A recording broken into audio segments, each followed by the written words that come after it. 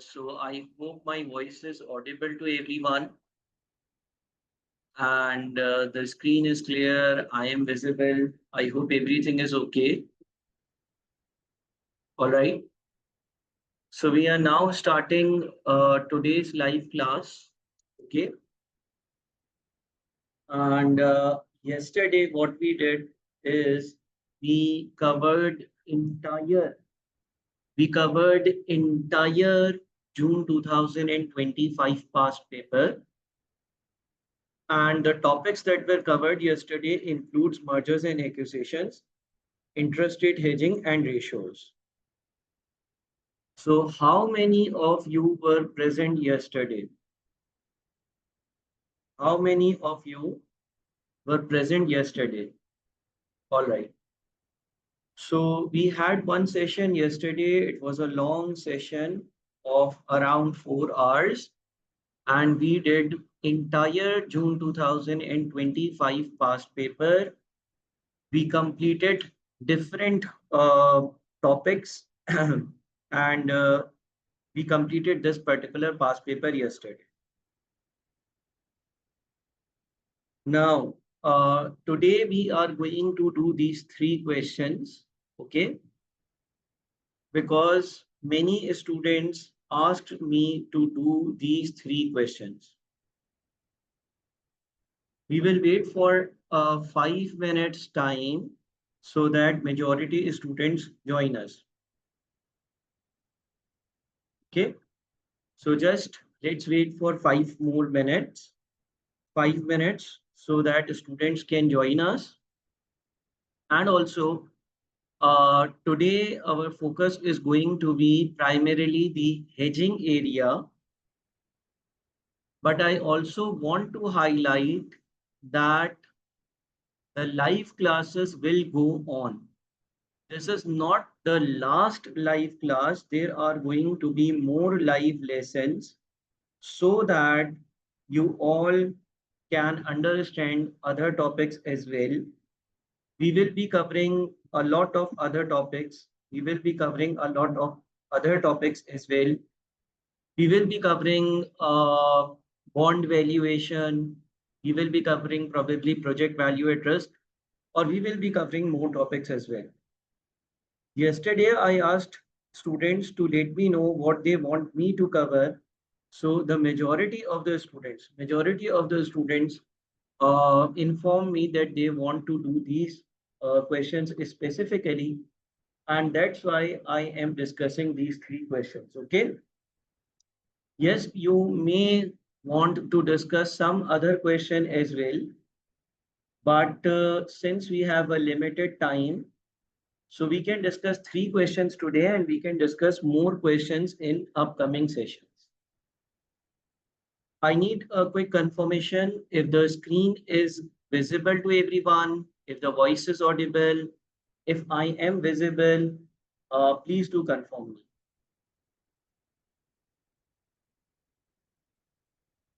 Everything is okay?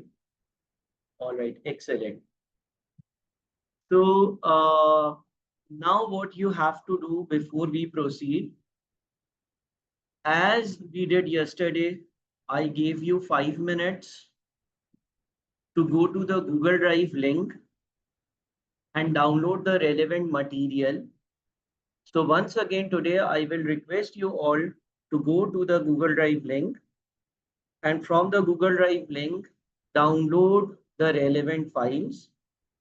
I have added some relevant files on the Google Drive. If you don't have the Google Drive link, WhatsApp me. Right now, not after the session because it is a busy time. It is really busy time. If you need Google Drive link, WhatsApp me. If you need Google Drive link, WhatsApp me. If you need Google Drive link, WhatsApp me right now, so that I can share you the drive link from where you will be able to download the relevant files. Don't do it after the session. It becomes really difficult. So if anyone is online, just WhatsApp me right now. I will share them the Google Drive link so that they can download the questions that we are going to solve today. Okay. I have sent you my number. The numbers are visible on the screen.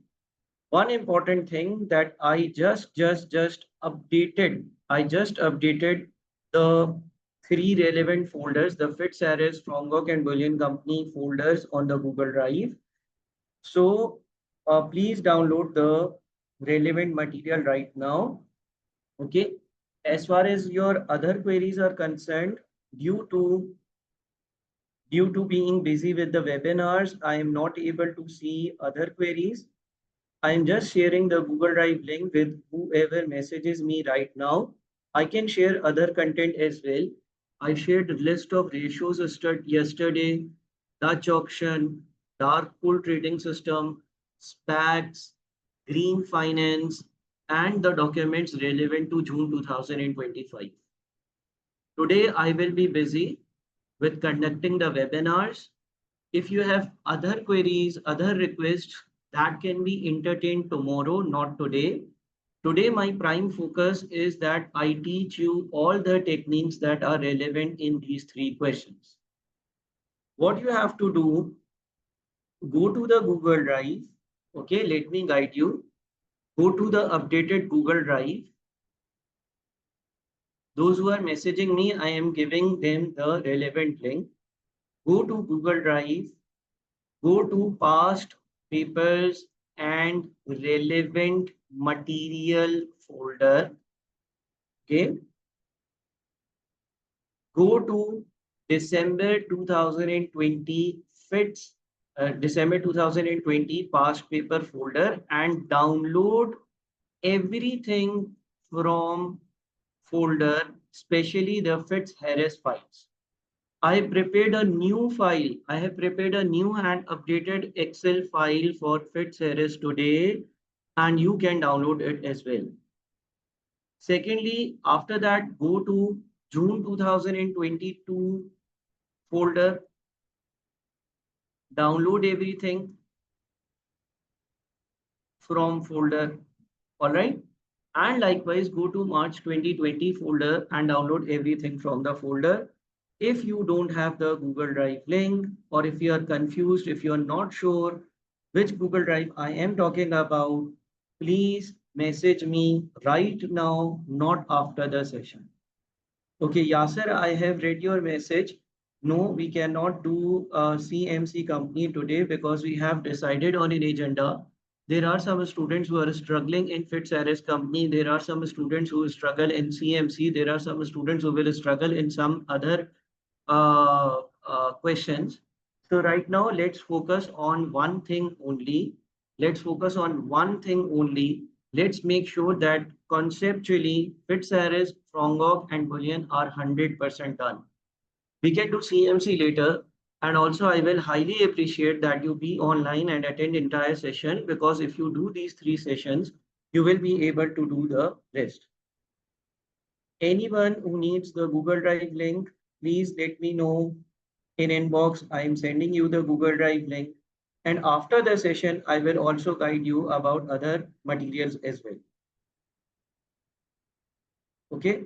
What you have to do, go to Google Drive, go to past papers and relevant material folder, go to December 2020 and download everything. And likewise, go to June 2020 and download everything. And likewise, go to March 2020 and folder and download it.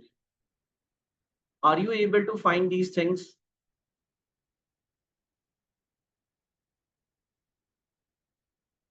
Mazhar, you can WhatsApp me. I've shared my number over here. If you need Google Drive link, you can WhatsApp me and I will share the Google Drive link with you.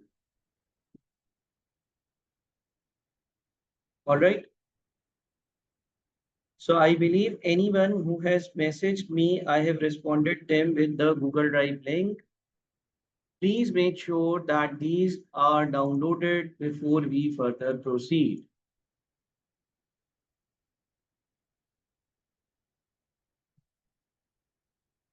Okay, so are you all ready? Can we start? Can we start now?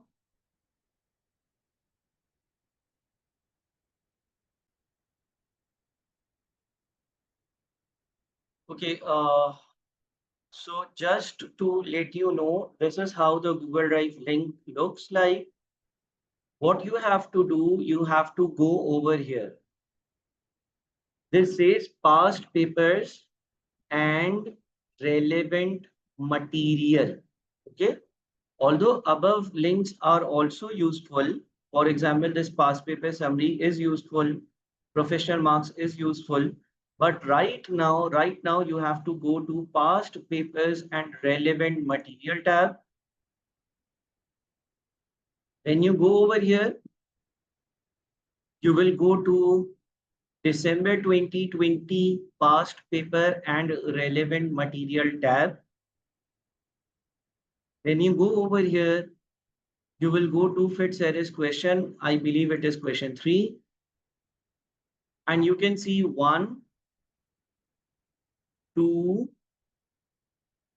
3, 4, 5, and 6. 6 files over here. Okay. So download all these 6 files. But you can see that this is a theory summary file. This you will need today. And you also need this file. This is the most recently updated. I just made it today. Okay. See, the name says December 2020 question 3 Fitz Harris Company 10 August 2025. So this is the file I have just made. Make sure that at least this file is downloaded. Also, you have the entire PDF question and answer. You have the entire PDF question and answer file over here, which you have to download as well. Okay. Likewise, for the second question that we will discuss today, that is June 2022, go to the past papers and relevant material tab. Go to the past papers and relevant material tab. And go to June 2022. This is June 2022 past paper and relevant material. This is June 2022 past paper and relevant material. So you go to June 2022 past paper and relevant material. You download the question paper. You download the answer file. The password is Taha Popatia space wifi.com. Password is Taha Popatia space wifi.com. Password is Taha Popatia space wifi.com. So you download this question paper, you download this answer file, you go to question number 2 and you download all the, sorry, it must be question 3.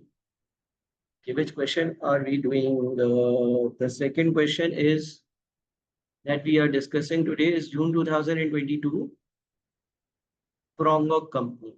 Okay, let me look into, I have probably uploaded it somewhere else. All right, here it is. So Frongok, by mistake, I have uploaded the Frongok company file in question number 1. I will correct it later. But right now you can download these 2 files. They are in question number 1 tab. Okay, I will correct this problem, like this mistake that I have done. So right now you can go to question number 1, and in question number 1 you will find 2 files for Frongok company.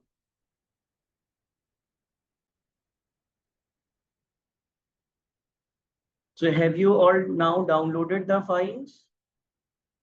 Have you all downloaded the files? Can we start? And likewise, go to the same past papers and relevant material tab. Go to March 2020 folder, March 2020 folder. And in March 2020 folder, what is question number? Oleon company is question number March 2020.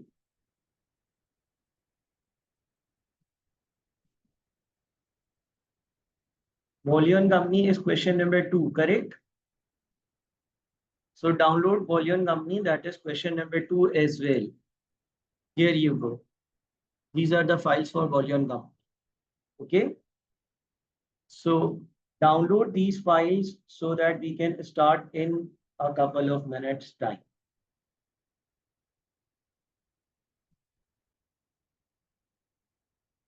All right. So effectively what you have to do on the drive, you have to go into this folder, that is past papers and relevant material tab. In past papers and relevant material tab, you will go to the relevant year and download the relevant files. Okay. Now I believe we can start. You all have the drive links now. Password is Taha Popatia space wifi.com. Okay. So this is our agenda for the day. Yesterday also we covered a lot, and today again we have to cover a lot of things. So are you all ready now?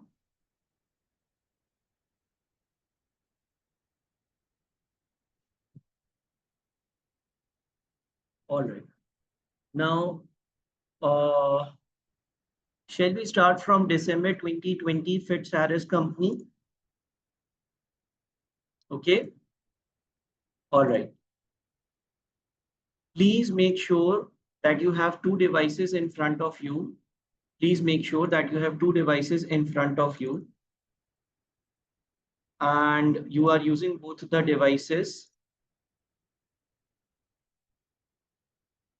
for doing the questions. Okay, we will start our session with December 2020 Fitz Harris Company today. We are going to start our session with December 2020 Fitz Harris Company today. Make sure you have that question in front of you and be very ready. We are going to start in a couple of minutes time. Okay. So what we are going to start with, Fitz Harris Company. We are going to start with Fitz Harris Company. All right. We are going to start with Fitz Harris Company.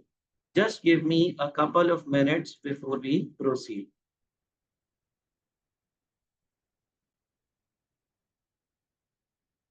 We are starting with December 2020, question number 3. We are starting with December 2020, question number 3. The name of the question is Fitz Harris Company. We are starting with December 2020, question number 3. The name of the question is Fitz Harris Company. Okay. We are starting with December 2020, question number 3. The name of the question is Fitz Harris Company. All right, so let's start with the question. The name of the question is Fitz Harris Company. Also, just before we start, as usual, we had 3 national ranks this time again. And this is something that the revision plan is all about. We did have day 1 of webinar yesterday, that is 9th of August. Today is day number 2. Today is day number 2, that is 10th of August. Yesterday, we did some questions. Today, we are again doing some more questions. Then tomorrow and day after tomorrow, you are requested to watch the June 25 day 1 and day 2. On 13th of August, we will have one more live class, okay, for practicing the questions. But this live class will be for enrolled students only. Then there is a pre-mock practice session as well. Okay, practice session is on 12th and the pre-mock practice session is 13th of August. Now, what will be a pre-mock practice session? It will be a live mock, just like we do a mock. You will have to come to the Zoom meeting. You will have to be online. And in this specific session, you will be given a past paper question to solve. Okay, as far as timings are concerned, you can coordinate with the coordinator and the academic staff. If you are enrolled, you have the 5 numbers with you, Jawad, Nofa, Zerish, and the 2 academic staff we have. So this pre-mock practice session that is going to be conducted live is very important. Do make sure that you do attend the session. It is actually going to be a live test. Then we have pre-mock debrief session on 15th of August, in which I will be discussing the question that you solved on 13th. Okay, I repeat that on 13th you will be solving a question, and on 15th we will have a debrief of that particular question. I will explain to you your mistakes. We will solve it live. Then we have an extensive grand revision session on 17th of August.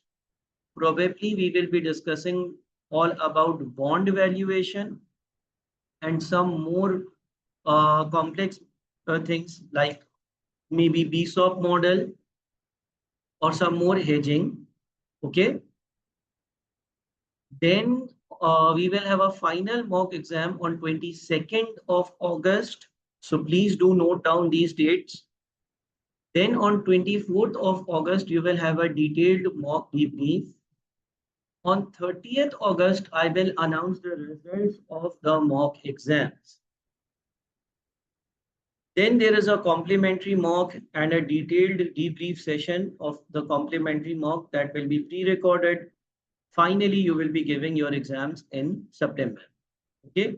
So anyone who has enrolled for the course, make sure that you follow these timings. Okay. As far as the exact timings of the mocks are concerned, you are supposed to contact the coordinator and academic staff.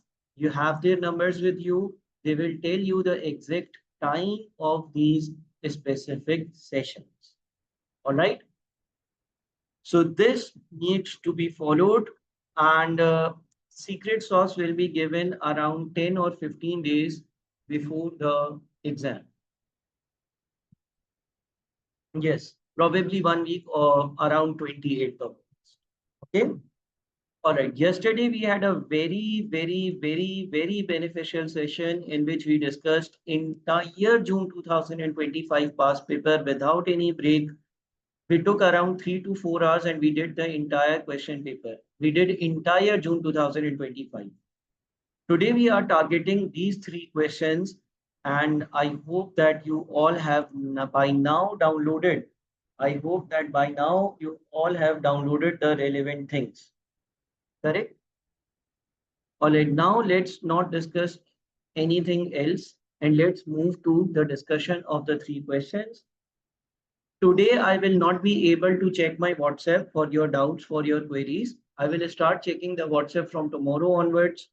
Today, I have 2 webinars. I have one more webinar after this one as well. And last thing, if you have missed yesterday's session, recording will be on Wi-Fi YouTube tomorrow 4 p.m. Today is Sunday, so the recording is going to be uploaded tomorrow 4 p.m. Okay. Now we must not discuss anything irrelevant.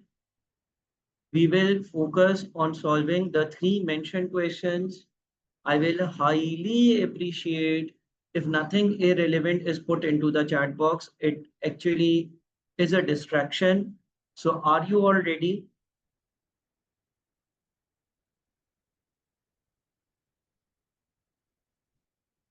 All right. I highly appreciate that you all be with me all the time. It is important that we are connected and we are doing the one and same thing. So starting today's session, the first thing that we need to do is the Fitch Harris company's question. It was tested as December 2020 question number 3. Now let me start and discuss the entire question with you. It says Fitch Harris Company is a large construction company. Its treasury department uses a variety of derivatives regulated to manage the interest rate and commodity price risk. Fitzgerald's company's chief executive has recently been reviewing how the Treasury Department uses derivatives, in particular options, to hedge the risk. She has raised queries about aspects of option pricing and she does not understand. In particular, she wants to know the impact upon options price of the time until expiry of the option and the interest rate. Now, this is included in the 67 pages booklet known as Greeks. The exam weightage of Greeks is very minimal, asked once in 10 or 15 or 20 attempts for 3 or 4 marks. That's why I don't focus on discussing Greeks. No computation will be tested. You will be required to tell the impact of changes in time to expiry and interest rate on the options. So do read that particular page a couple of times. It is not an important syllabus area. It is not something where we must invest time. And even in this question, it was asked, but for 4 marks. So if you learn that document, you can easily get 2 marks. You don't need to be worried or don't need to concentrate on your efforts on something that is asked once in 10 or 15 or 20 attempts, and that too for 3 or 4 marks only, which means that out of last 1500 marks, if it was tested for 3 marks, so the percentage of testing is 3 divided by 1500 into 100. That's very, very, very less. Anyways, so they are saying that Fitzgerald is a company and they're discussing something about hedging. Transactions to be hedged. This is the main core data. Today's date is 1st August. This is very important for any question. For your question, it is important that you identify what is the date today. So the question is very clear that the date today is 1st of August. Fitzgerald's company plans to borrow an amount of 48 million on 1st of December. So now this gives an indication that the question is about, is it about foreign currency hedging or interest rate hedging? The question is about interest rate hedging. And in interest rate hedging, we have two products or we have two types, borrowing and deposit. So this specific question seems to be about borrowing case. Do you all agree? And when will the borrowing start? Today is 1st of August. The borrowing is going to start on 1st of December. So how many months from today? August, September, October, November. Do you all agree? All right. And in case of borrowing, what are we worried with? We are worried that the interest rates may go up. And if interest rates go up, we will need to pay more interest. Do you all agree? And if interest rates goes up, what comes down? If interest rates go up, what comes down? Futures price. Excellent. So today's date is 1st of August. Fitzgerald company plans to borrow an amount of 48 million on 1st of December to finance a major construction project. All right. To finance a major construction project. All right, please everyone do check your cameras. One of the students, okay, let me stop camera for Subhana. Subhana, your camera was on. Okay, today's date is 1st of August. Fitzgerald company plans to borrow an amount of 48 million on 1st December to finance a major construction project for a period of up to 3 years, which means 36 months. Its Treasury Department has decided to hedge the risk associated with this borrowing as there is some uncertainty about how interest rates will move over the rest of this year. The current central bank base rate is 3.7%, but predictions in the media suggest that it could rise or fall by 0.4% by 1st December. Okay, what do we mean current central bank base rate? This rate prevails at which particular date? Current central bank base rate means the rate of interest on 1st of August. And the question says that this could rise or fall. This could rise or fall by how much? 0.4%. So if it rises by 0.4%, 3.7 plus 0.4 is how much? 3.7 plus 4.4 is 4.1, which means that it can increase to 4.1%, or otherwise it can decrease to 3.3% as well. Now, what is your major concern? Will you be happy if it increases or if it decreases? I will be happy if it decreases and sad if it increases. Because a decrease in the rate means I will have to pay less interest, because we are discussing a case of borrowing. We are discussing the case of borrowing. All right.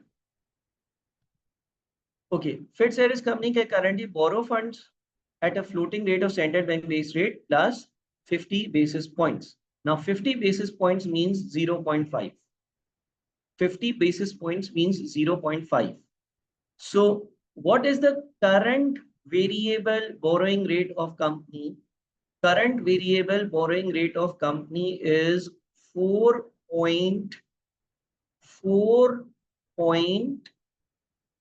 Current variable borrowing rate for the company is 4.2%. Do remember that the current borrowing central bank base rate is 3.7%, and the company can borrow today at central bank base rate plus 50 basis points. So it means that if the company goes to the bank and borrows today, funds will be available at 4.2%. Okay. All right. Fitzgerald's company's treasury department is considering hedging the interest rate risk by using an interest rate swap arranged through Fitzgerald's company's bank and a collar. Now, what is a swap? What happens in a swap is that one party borrows at a fixed rate, another borrows at a floating rate, and then they exchange their obligations. Okay.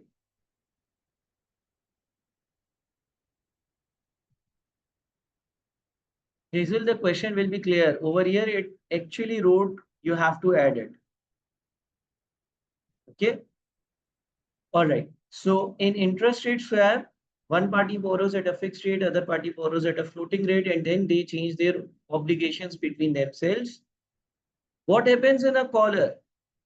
Collars is just like a future options on interest rate futures, just that while you purchase a option, you also sell a option. What is the objective? What is the prime purpose of collar?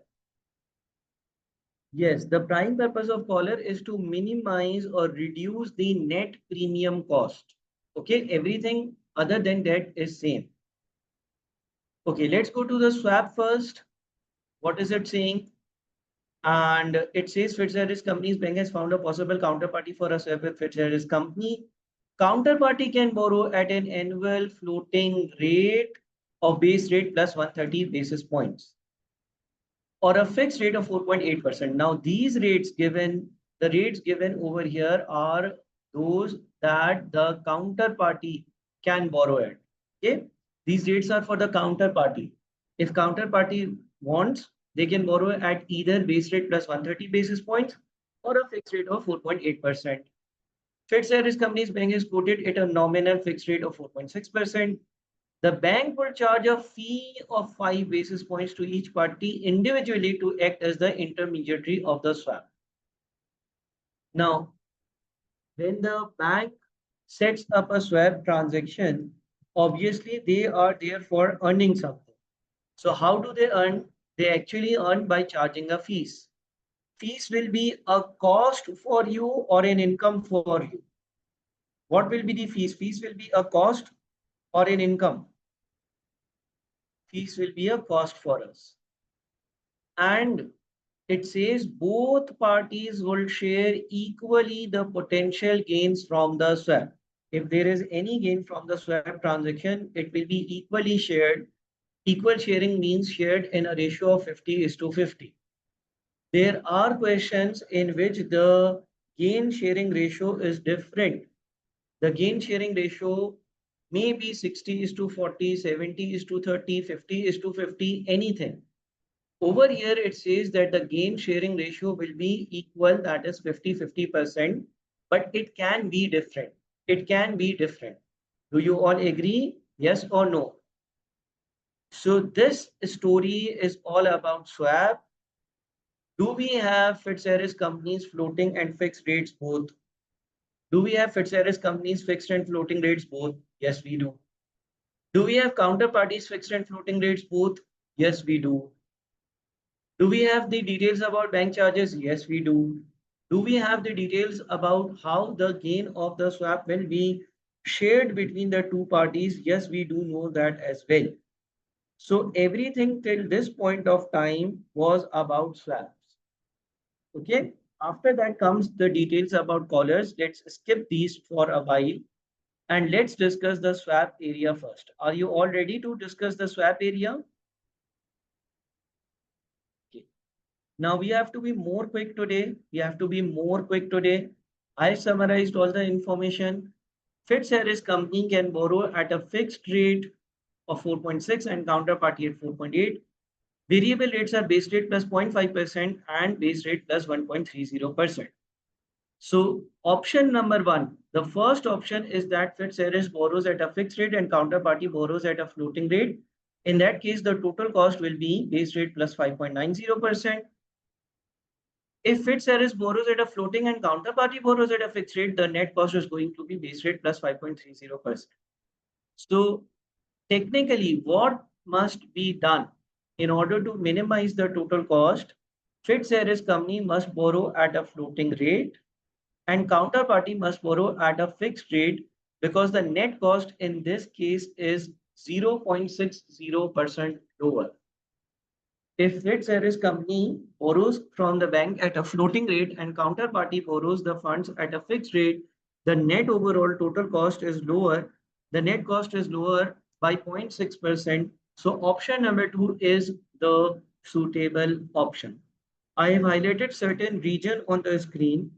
If you have any doubts, please let me know so that before moving forward, I resolve your doubts. This information was provided to you in the question as it is. There is no new information over here. There is nothing that needs to be explained. All the data is in the question. In the question, it was clearly mentioned. In the question, it was clearly mentioned that which party can borrow at what rate. And option number two seems to be more beneficial because it is a lower cost by 0.6%. Is it clear to everyone? And that's why we will go for option number two. Okay.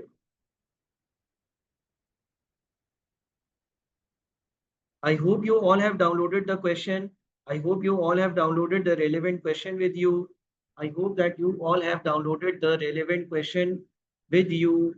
I hope that you all have downloaded the relevant question with you. I also hope that you all have downloaded the relevant Excel spreadsheet file that I have given. Gain is the difference between these two. Gain is comparison of option number one with option number two. If I compare option one with option number two, the net difference is 0.6%. Option number two is better as compared to option number one by 0.6%.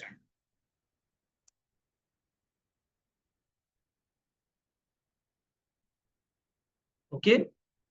Now I have mentioned some steps that you can follow in your swap questions. Step number one, Fitzgerald will borrow at floating and counterparty will borrow at fixed rate. This be deduced from the lowest cost option. Fitzgerald company will pay and receive from counterparty such that its floating obligation becomes fixed. Counterparty will pay and receive from Fitzgerald such that its fixed obligation becomes floating.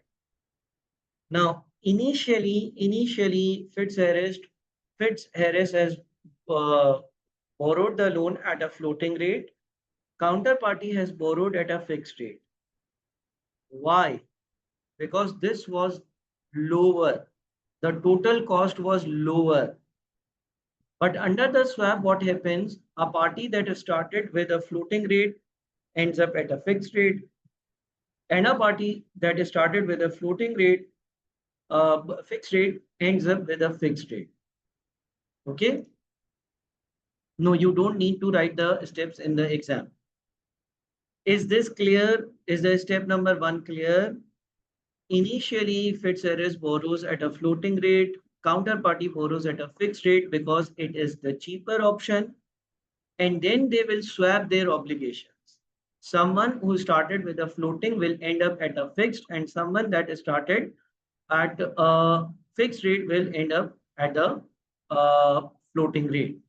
Okay.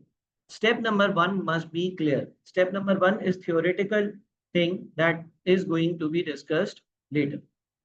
Okay. Fitzgerald will borrow at a floating and counterparty will borrow at a fixed rate because the total cost in this case is lower. It is 0.6% lower.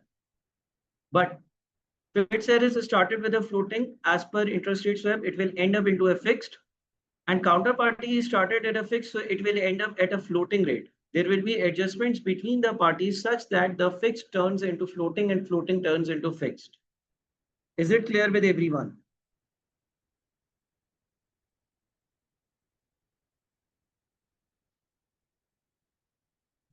Okay, so this is something that you have to follow. Step number 1 is what eventually will happen.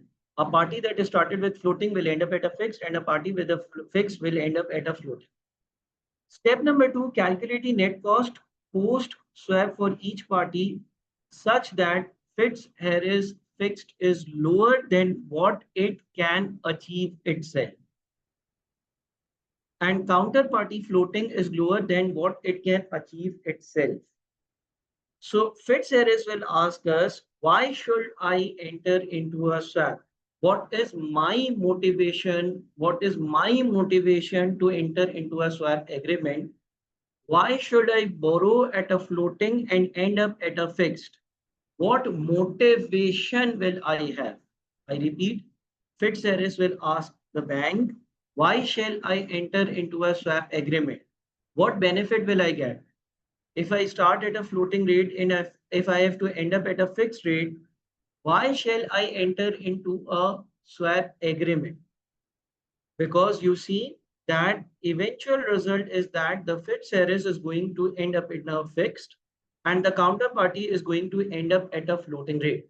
So we will tell Fitzgerald that we will lower your cost. If you borrow at a fixed yourself, your cost is 4.60%. We will design such a mechanism that your fixed cost is lower than 4.6. We will tell Fitzgerald company that if you borrow at a fixed yourself, the cost is 4.60%. We will make such a mechanism that if you enter into a swap agreement, your fixed cost will be less than this. This is how we motivate them. Likewise, counterparty will argue, why shall I initially borrow at fixed and then I change my obligations to turn into a floating? So we will guide them that if you borrow at a floating rate yourself, the cost is base rate plus 1.30%, but we will make sure that you have to eventually pay a cost that is lower than base rate plus 1.30%. We will tell them that we will make such swaps, such arrangements, such transactions that your entire floating cost will be lower than this. Please, everyone, I need your participation and let me know if this specific box is clear. This is a very important thing. Initially, we are ignoring the bank fees. Are you talking about bank fees? Prudence, is your question about the bank fees? So what is your question? Where did 0.5 come from? If you borrow at a fixed rate, there is no concept of central bank base rate plus basis points. So the fixed rate is 4.6 and 4.8. What is your question? We don't add 0.5 when the rates are fixed. We don't add the company specific basis points risk. Fixed cost is a fixed cost. It is a total cost. Okay.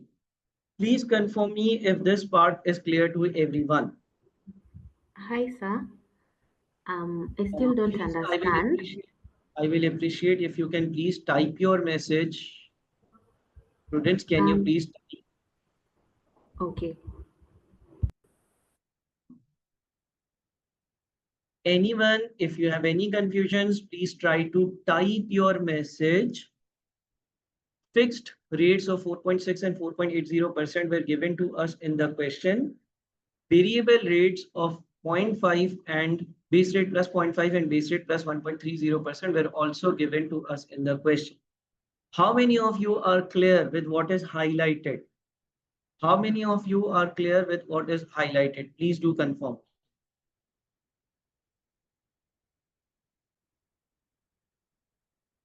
All right. So I believe that majority of the students are clear with this working. Initially, Fitzgerald will borrow at a floating and counterparty will borrow at a fixed rate. And then they will change their obligations such that the final obligation of Fitzgerald is fixed rather than floating. And the final obligation of counterparty is floating rather than the fixed at which they started. Okay. So from step number one, what do we know? From step number one, we know that Fitzgerald will borrow at a floating rate and counterparty will borrow at a fixed rate. Correct? And this is option number 2. Correct? So if Fitzgerald borrows at a floating rate, the applicable rate will be base rate plus 0.5%. And if counterparty borrows at a fixed rate, the rate is going to be 4.8%. So now coming over here, let's see this final table. Is this step number 1 clear to everyone? Initially what happens, you do this yellow line. Okay. Fitzgerald borrows at a floating rate of base rate plus 0.50%. Counterparty borrows at a fixed rate of 4.80%. Is this step number 1 clear to everyone? Is this step number 1 clear to everyone that Fitzgerald borrows at base rate plus 0.5% and counterparty borrows at 4.80% because this was the least cost possible option available to us. Okay, this is step number 1. And this is as it is reflected over here as well. And this was your step number 1, that Fitzgerald will borrow at a floating and counterparty will borrow at a fixed rate. So this is step number 1. This borrowing is from any bank. This transaction is not between Fitzgerald and counterparty. This transaction is between number 1 Fitzgerald and some bank, counterparty and some other bank. So Fitzgerald borrows at base rate plus 0.5% and counterparty borrows as 4.80%. This is step number 1. Okay. Now we will not do swap working. Rather, we will calculate the net cost before bank charges. Okay. We will not do the swap working. Step number 1 is yellow colored. Step number 1 is yellow colored. Step number 2 is the final result. Step number 2 is the final result. Swap is step number 3. Swap is step number 3. So how do we come up with step number 2? For the working of step number 2, you have to read this first. Calculate net cost post swap for each party such that Fitzgerald Company's fixed is lower than what it can achieve itself of 4.60%. Counterparty's floating is lower than what it can achieve itself lower than base rate plus 1.30%. So we know that without swap, Fitzgerald can borrow at a fixed rate of 4.6 and counterparty can borrow at base rate plus 1.30%. The gain of swap is 0.6%, which according to this question is to be shared equally. And the gain will reduce the net cost. So the net cost will be 4.3 and base rate plus 1.1%.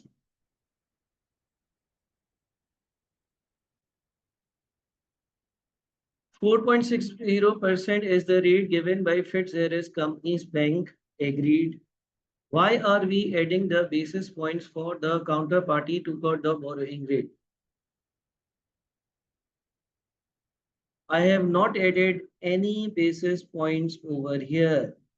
I have not added any basis points over here. Can you tell me which cell are you referring to?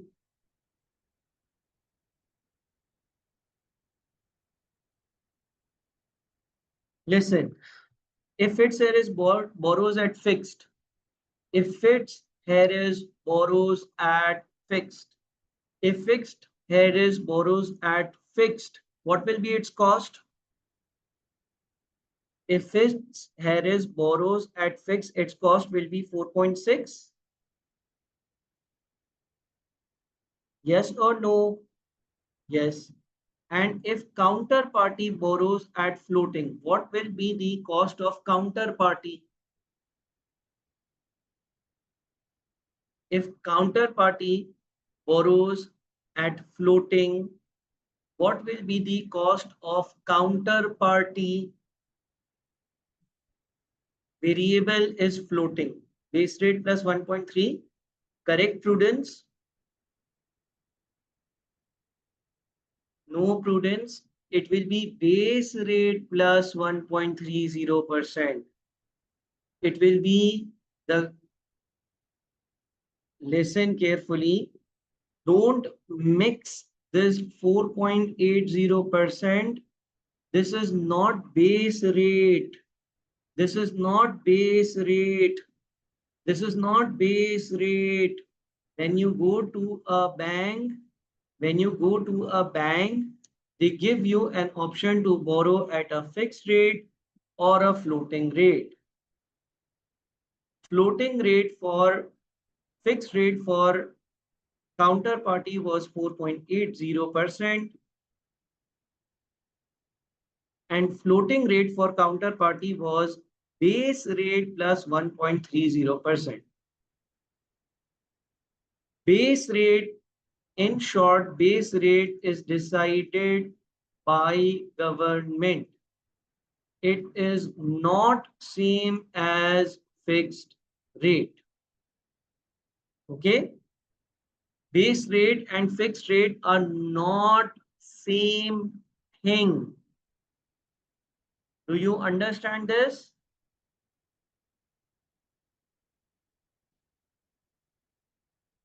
So if this is the combined cost of the two parties. This is the combined cost of the two parties.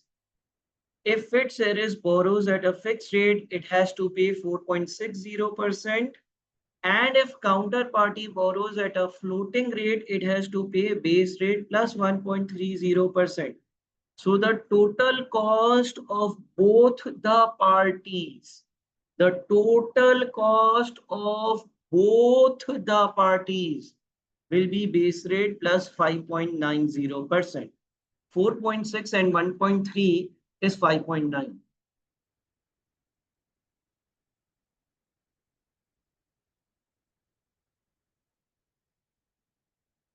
Okay, I am coming to Hardik. I am coming to the end result values. Prudence. Okay, Prudence, the base rate can change. 3.70%. 3.70% is the base rate today. Are we borrowing today? Are we borrowing today? No, we are not borrowing today. Prudence, the amount of 3.70% base rate is the base rate today. We are not taking any loan today. Please, everyone, stop. Let me communicate to Prudence, and then you can ask me your queries. Just give me a moment. Prudence, 3.70% is the rate applicable in the market today. We are not borrowing loan today. We will borrow loan some months after today. We will borrow loan on 1st of December. On 1st of December, base rate can be 4.1% or 3.3%. It can either be 4.1% or it can be 3.3%. We don't know. Do you understand, Prudence? We are not borrowing today.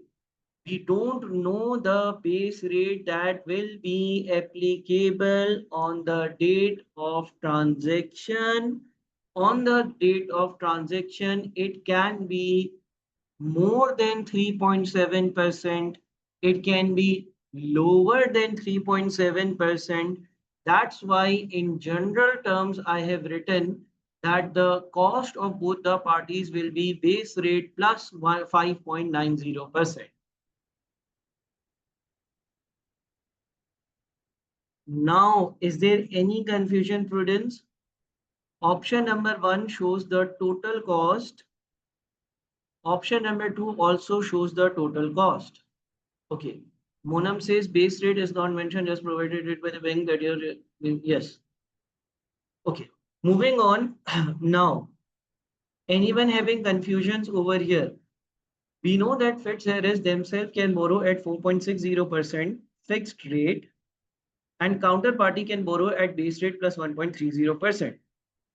We are convincing them to enter into the swap arrangement because we are telling them that we assure you that your current fixed for fixed areas and current floating for counterparty will be much lesser if you enter into the swap transaction. Instead of going for option number 1, these parties go for option number 2, and then we convince them that option number 2 is cheaper than going for option number 1 by 0.6%. This benefit is shared between the two parties equally. It was mentioned in the question that the benefit has to be shared equally. Benefit means reduction in cost. So the net cost before bank charges, I have ignored bank charges, will be 4.3 and base rate plus 1%. How many of you are comfortable with this area? Is this clear to everyone? This shaded area, Ria, clear, crystal clear, clear, clear, clear, clear, clear, clear, clear. Thank God. Okay, so there are a lot of students who are clear about this. Okay. Now, this net result is calculated first. Why will Fitzharris? What is the motivation for Fitzharris to enter into the swap? What is the motivation for Fitzharris to enter into the swap? The motivation is that if Fitzharris borrows on its own at a fixed rate, it will cost at 4.60%. But we are going to offer him, or we are doing exchanges in such a way that its overall cost drops to 4.30%. Likewise, what is the motivation for counterparty to enter into the swap? Counterparty themselves can borrow at base rate plus 1.30%. But we are telling the counterparty that if you enter into the swap, your variable cost will be base rate plus 1% only. So that's how we motivate them. This is the net result. This is step number 2. This is something that you have to work out after step number 1, and these net results are mentioned over here. Okay. So step number 1 is the yellow area. Step number 2 is the blue area. Step number 1 shows borrowing of a company from the bank. Step number 2 shows the net result that will be the net cost of each company after swap is over. So is step number 1 and 2 clear to everyone? 1 and 2 clear to everyone? The yellow and the blue areas?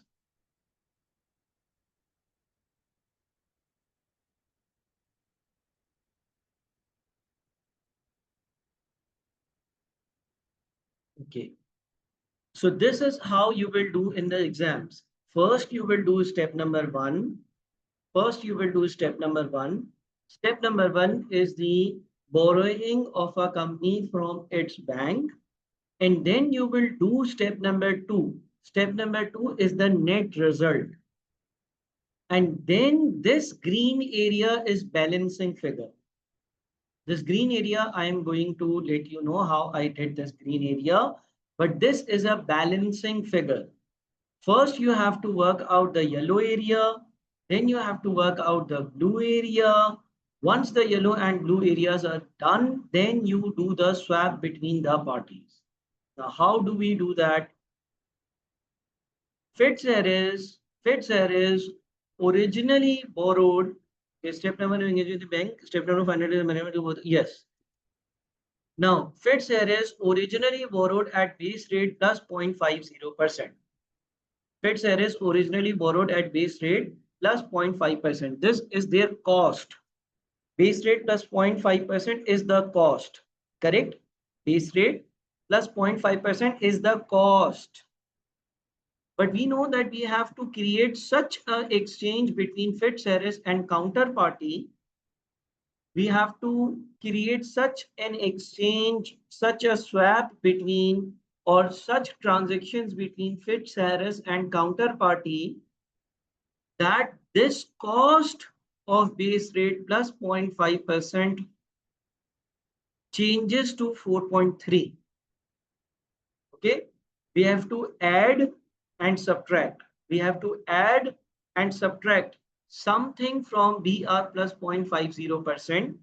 We have to add and subtract something from BR plus 0.5% such that the final answer is 4.30%. So what we do, if I have to make this 0.5 4.3, if you just see this 0.5, and if I have to increase this 0.5 to 4.3, how much needs to be added into 0.5 to make it 4.3? How much needs to be added to 0.5 to make it 4.3? 3.8. Okay. So what we do is fixed Harris pays to counterparty 3.8. Now, if fixed Harris pays base rate plus 0.5% to the bank and then pays 3.8% to the counterparty. So till this point, it becomes BR plus 4.83%. Till this point, it becomes base rate plus 4.30%. BR plus 0.5 plus 3.8, BR plus 0.5 plus 3.8 becomes BR plus 4.3. Now, what we need to subtract? We need to subtract BR, correct? So, counterparty to Fitzgerald is BR. BR is being received. Since BR is being received, this becomes the relevant amount. Okay, Mary, don't go ahead. Please stay here. Mary, are you able to understand this area? I will explain each and everything. Be relaxed, be very calm. Do you need to go somewhere? Just wait for a couple of minutes. Bank charges are coming ahead in step number 4. Agreed? Just give me 2 minutes time. Let me explain this. I hope you can wait, correct? Everyone, please confirm me if this step number 3 is clear to everyone. Fitzgerald pays BR plus 0.5% to the original bank. Fitzgerald pays 3.8% to counterparty. And Fitzgerald receives base rate from counterparty. Okay. Fitzgerald pays BR plus 0.5% to the original bank. Fitzgerald pays 3.8% to the counterparty. and Fitzgerald receives BR from the counterparty. So it is BR plus 0.5% plus 3.8% minus BR is equals to 4.30%. What sort of cancelling, Yasir? Okay, likewise for counterparty is paying 4.80%. Then it receives 3.8 from Fitzgerald. Receiving 3.8 means reduction in cost. So 4.8 minus 3.8 is 1 and it pays BR to the Fitzgerald. So its net cost becomes BR plus 1%. Is this clear to everyone? Step 1, step 2 and step 3. Step 1, step 2 and step 3. Is step number 1, 2 and 3 clear to everyone? Step 1, step 2 and step 3 is clear to everyone. Step 1, step 2, step 3 is clear to everyone. Any confusion or any confusions, please ask, please ask, please ask.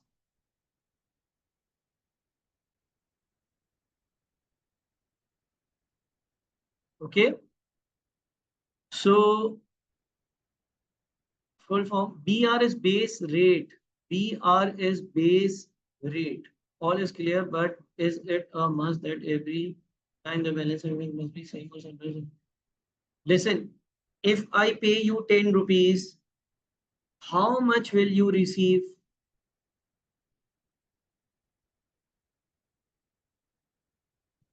If I pay you 10, yes. So if Fitzgerald is paying 3.8, counterparty will receive 3.8. It is going to be same. Likewise, as counterparty pays base rate, so Fitzgerald is going to receive base rate. These amounts are going to be equal always. Okay, payment from Fitzgerald to counterparty and from counterparty to Fitzgerald. There will be the amounts will be same. Payment from one side is received from another. Okay.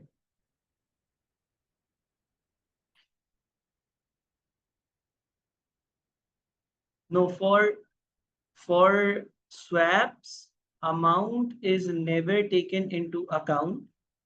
We just calculate the net rate, so the amount will not matter. Okay, now why is bank fee added? Why is bank fee added? Mary, you asked this question, correct? In the question, it was stated over here that the bank would charge a fee of 5 basis points to each party individually to act as the intermediary of the swap. So bank is charging us a fees. 5 basis points means 0.05. Charging means a cost for us. Bank is the intermediary. Bank arranged entire transaction for us, and for that they are asking us to pay them fees. So 4.30%, and then we add bank fees. Why we add bank fees? It is a cost for us. So our borrowing cost will be 4.30 plus bank fees of 0.05, and our total net cost will be 4.35%. For the counterparty, it is going to be base rate plus 1.05%. Do you all agree now? Is it clear to everyone? Please let me know if there is any sort of confusion in swap area. You all have this sheet with you, correct? Make this specific question a benchmark question, which you can use. The data and the things in this question can be used for your paper. If in your paper you get a question relevant to interest rate swap, you can make the table just like this. Remember that this will be step 1, then step 2, then 3, and then 4. And over here above, I have highlighted the logic of everything. This file is available on Google Drive. I hope you all have downloaded it. Do you all have it? Do you all have this file? I hope you all have downloaded this file. I hope that you all have downloaded this file. This is the updated file for Fitzgerald's company. Okay. Now coming to the callers. Now, sir, please let us know if you know any other question. There are many mentioned in the 50 questions list, but you can use this one as a benchmark. I really hope that you have the 50 questions list with you with the list of all swap questions. Okay, now carefully read this again. Now we have to go for a caller. Options on 3-month December dollar futures, $1 million contract size. Option premiums are in annual percentage. Strike price 96.25, calls 0.198, and a strike price of 95.75, puts 0.211. Now, is there any importance of contract currency over here?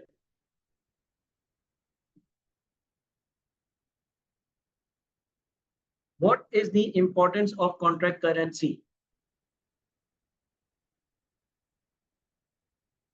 To calculate number of contracts, you don't need contract currency, you need contract value or contract size. I am not talking about contract size. I'm talking about contract currency, that is dollars right now.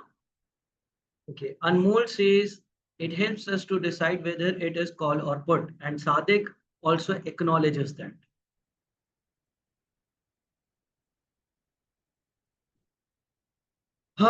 Let's come back to where we left yesterday. Yesterday we discussed same thing. Yesterday we discussed same thing, and today again I have to highlight same thing again. We are, thank God Sadik got a reminder. We are doing interest rate hedging question. Importance, contract currency is important in or very important in foreign currency hedging transactions. We just discussed this fact yesterday. In case of foreign currency hedging, if we want the contract currency, we go for call options. If we want to sell the contract currency, we go for put options. In case of interest rate hedging questions, it is not like that. Both are different. In case of foreign currency hedging, contract currency helps us to decide whether it is a call or a put. We just did it yesterday. Now tell me, in this question, if it is not a caller question, let's forget that it is a caller question. Let's totally forget that it is a caller question. We know that the case is for borrowing. There are two cases, correct? Borrow and deposit. Will we go for call or a put? Will we go for a call or a put? Put. And what is the logic behind put? What is the logic behind put in case of borrowings? Logic, understanding. Why are we going for a put option? Logic. In case of borrowings, we go for a put option. In case of deposits, we go for a call option. In case of borrowing, we are worried that interest rates will increase. If interest rates will increase, the future prices will decrease. Still, what is the logic for going for a put option? If interest rates will increase, future prices will decrease. Agreed. But what next? We will no, Subhana, it is not buy now, sell later. It is not futures, it is options on futures.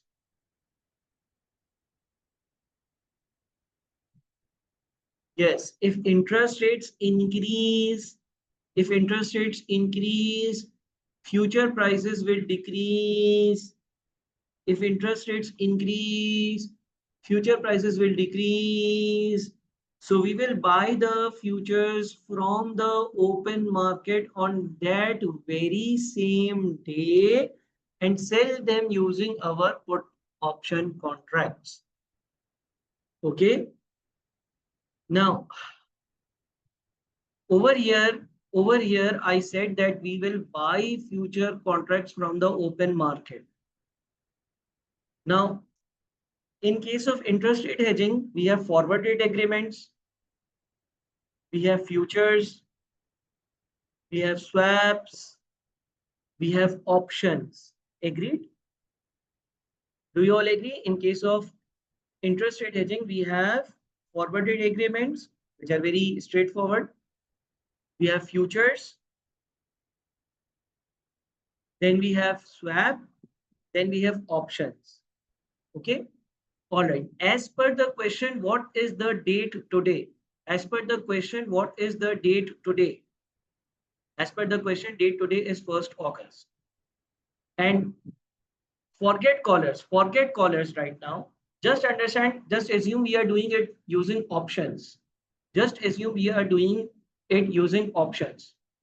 What will we do today? Will we do anything today? Any sort of transaction? Anything? If we are doing options on interest rate futures, what will we do today? If you are doing options on interest rate futures, we will pay premium today. We will pay premium today. We will pay premium today. We will pay premium today. We will pay premium today. And then will we do anything else today? Subhana, you have to be attentive. I am telling you the difference between why we are not in sell now, buy later. We will not do anything today. We will not do anything today. We will just pay premium today. We will just pay premium today. And tell me what will we do on 1st of December? Tell me what will we do on 1st of December?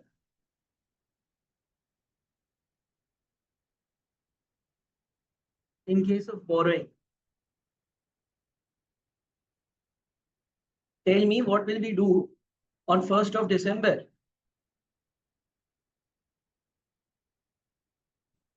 On 1st of December, we will. Excellent. That's what I wanted you all to know. Hamad, you are on a spot. We will check that if the exercise price is greater than the futures market price on the 1st of December. We will purchase futures from the open market on 1st December. We will purchase futures from the open market on 1st December and sell it using our option contracts. Yes, we will see whether we have to exercise the option or not. But if the future prices is less and exercise price is more, if the futures price in the market is less and the exercise price in the market is more, we will buy futures from the open market, buy futures from the open market, buy futures from the open market and sell them using our option contract.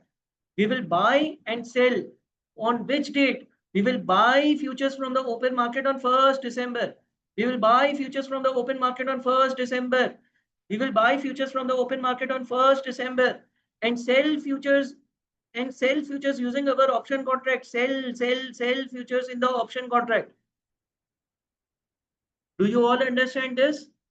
There is no buying of futures on 1st August. There is no buying of futures on 1st August in case of options on interest rate futures. There is no buying of futures on 1st of August in case of options on interest rate futures. Do you understand this?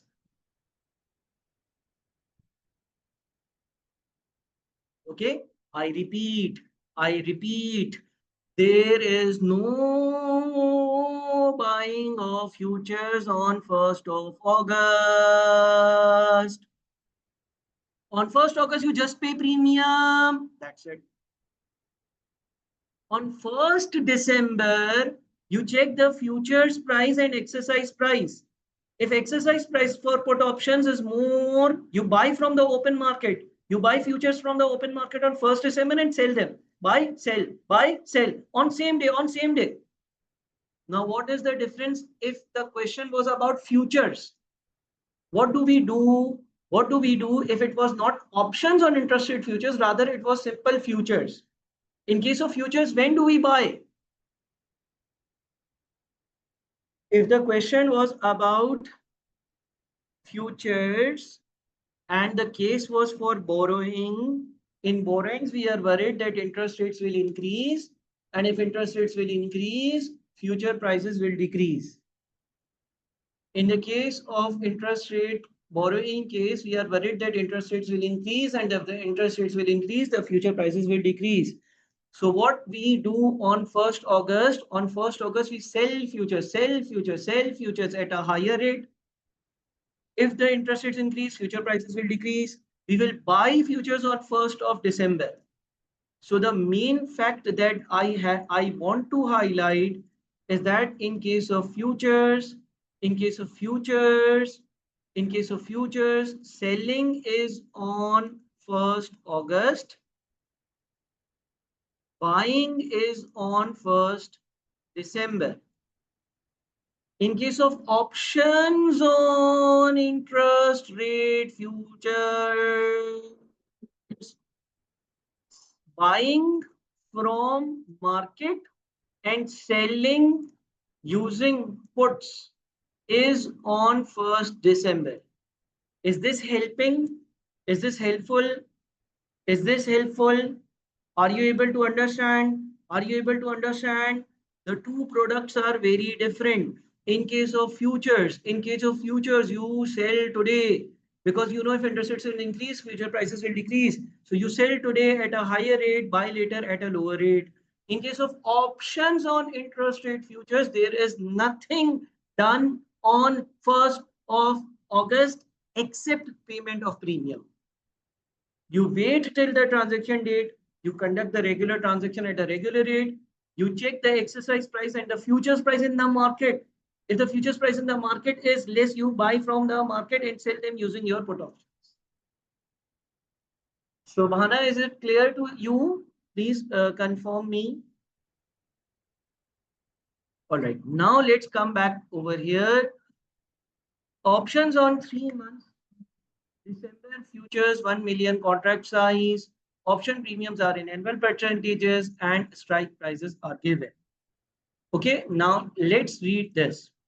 In callers, everything is same as option.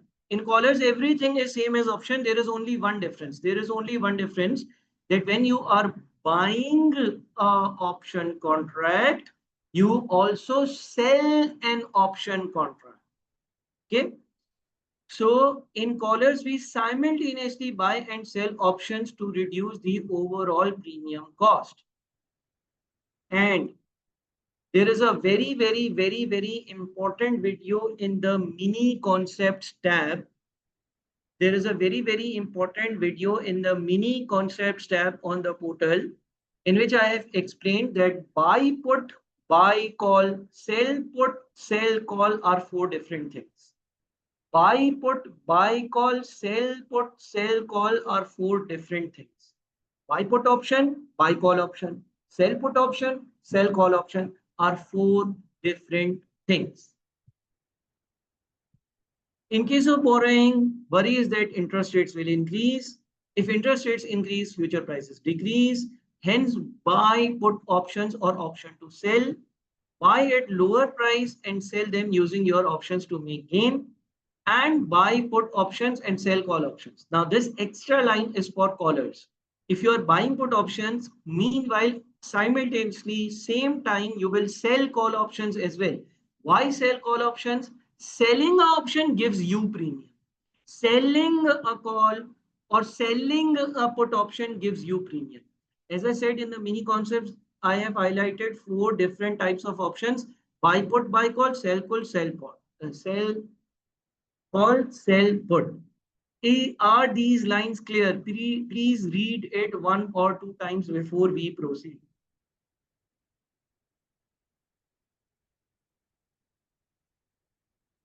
Please read these lines a couple of times before we move forward and confirm me in the chat box if these lines are clear to you.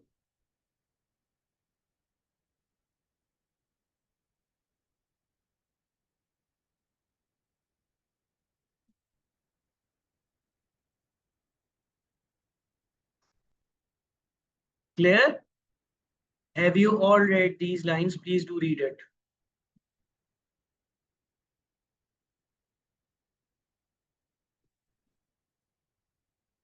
Okay.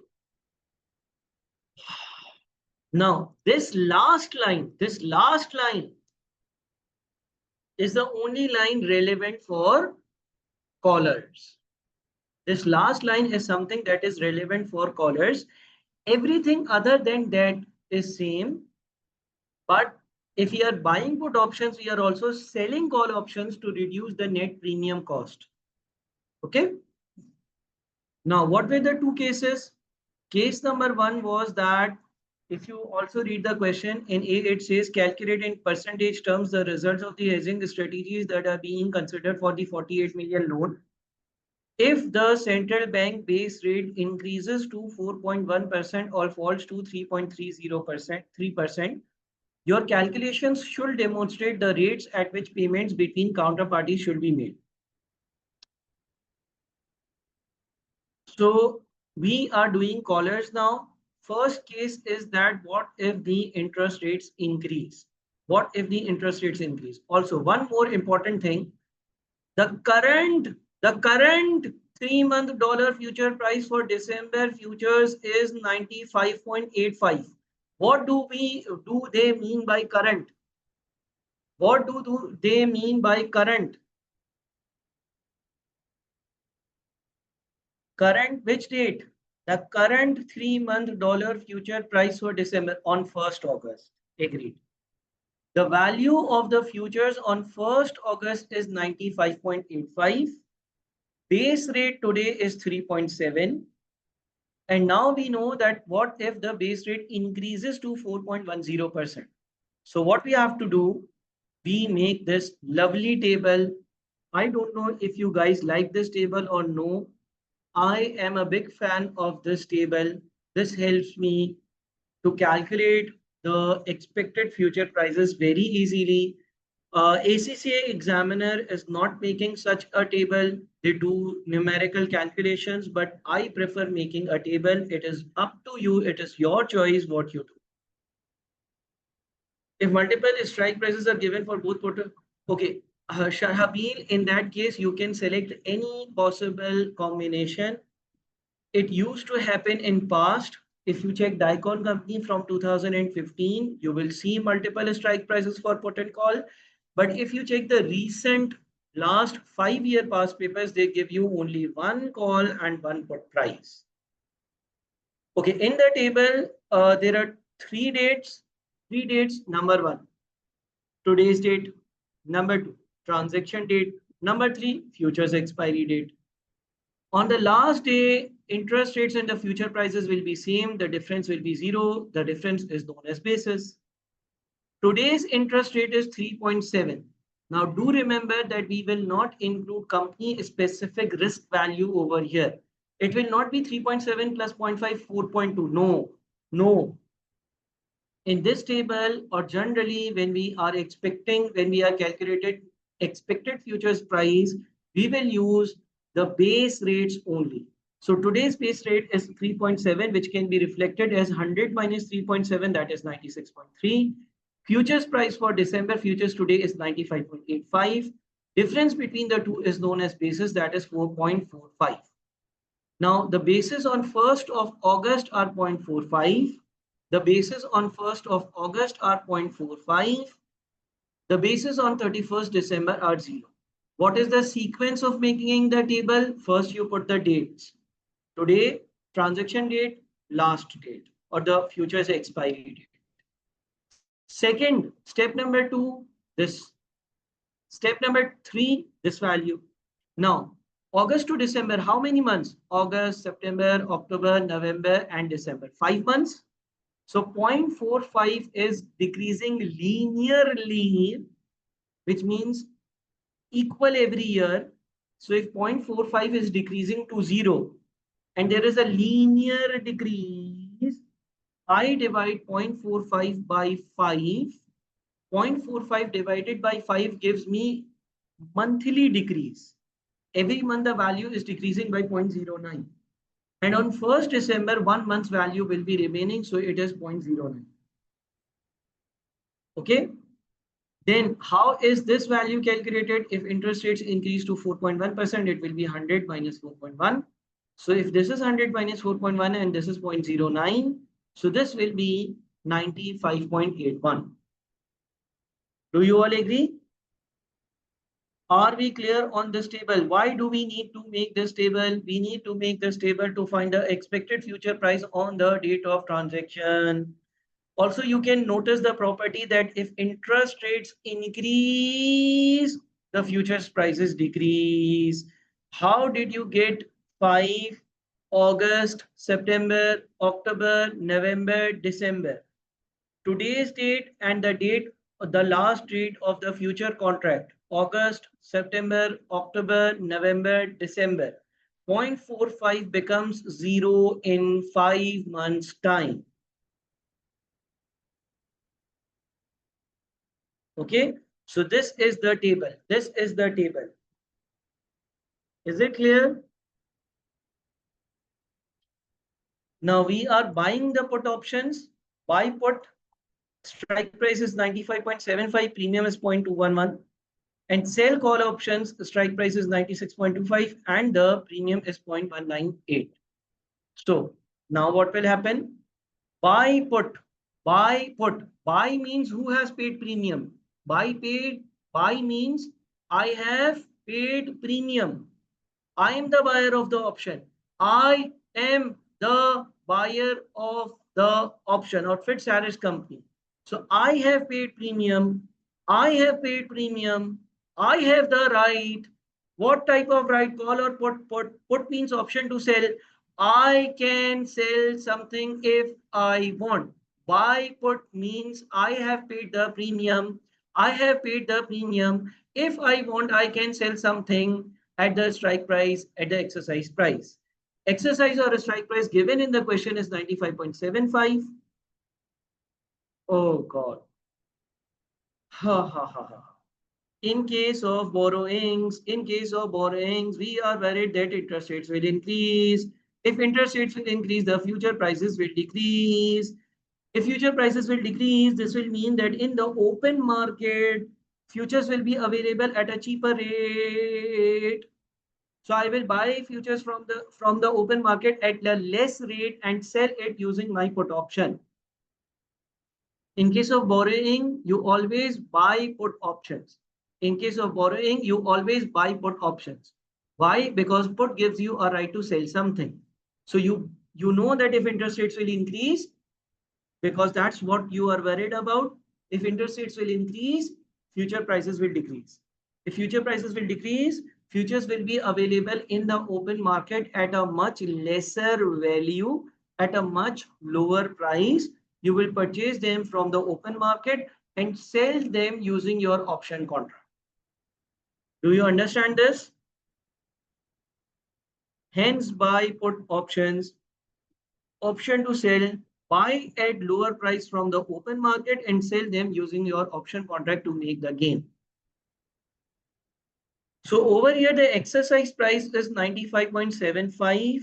Exercise price of 95.75 for a buy put option means that if I want, I can sell the future contracts. I can sell the future contracts for 95.75. But the value of those future contracts is 95.81. So is it beneficial for me to buy at 95.81 from the open market and sell them at 95.75? No, it makes no sense. Do you all agree? Okay, we are not exercising our option because the futures are available at 95.81 in the open market and the exercise price is 95.75. We must not buy from the open market at 95.81 and sell them at a lower price of 95.75. This will lead to more losses. So we will not exercise the option. Buy put means I have bought the option contract. Buy put means option to sell. Okay, so I am not exercising it. Now tell me about sell call. Sell call means who received the premium. Sell call means who received the premium. I received the premium. Now, do I have the option? Is the call option with me or some other party, some other person, some other person? Okay. So call means option to buy. And over here, it means that if XYZ person wants, they can buy this product from us for 96.25. Now, this product is available in the open market for 95.81. Why will he ask? Why will he or she or it ask us to sell it for 96.25? They will not exercise their option as well. Do understand that there are four things: buy call, buy put, sell call, sell put. And in the mini concepts, there is a video in which I have explained in detail about the difference between the four types of option contracts. Is this clear to everyone? Please, I need participation. We need to be more quick. We have not completed the first question even. Okay. So now my borrowing cost is 4.6, 4.1 plus my company specific risk of 0.5. Premium paid is 0.211 and premium received by selling the call options is is 0.198. Since it is reducing my cost, it is a negative. So my net cost is 4.613. Is this clear to everyone? Please be very quick. Please be very quick because we have already spent a lot of time on this basic question. All right. Okay, the second case was, what if the interest rates decrease to 3.30%? What if the interest rates decrease to 3.30%? Now, one of the revisions will be this value, because if interest rates decrease to 3.30%, the interest rates can be reflected as 100 minus 3.3, that is 96.7. And effectively, this is going to change this particular value to 96.61 as well. Then again, we will do the comparisons. Will I buy from the open market at 96.61 and sell it at 95.75? No, makes no sense. But will the other party ask us to sell the futures at 96.25? Their market value is 96.61. Yes, the other party will ask us to sell the product, the futures of valued at 96.61 for 96.25, because they are getting these futures from us at a cheaper rate. Okay. And eventually this will lead to losses for us, because we have to buy from the market at 96.61 and sell to the customer at 96.25. Okay. And what will happen? There will be a loss of 0.36%. There will be a loss of 0.36% loss on call options. Borrowing cost will be 3.8, premium received, premium paid, and then the net cost. Do you all now feel better in the callers and the swaps?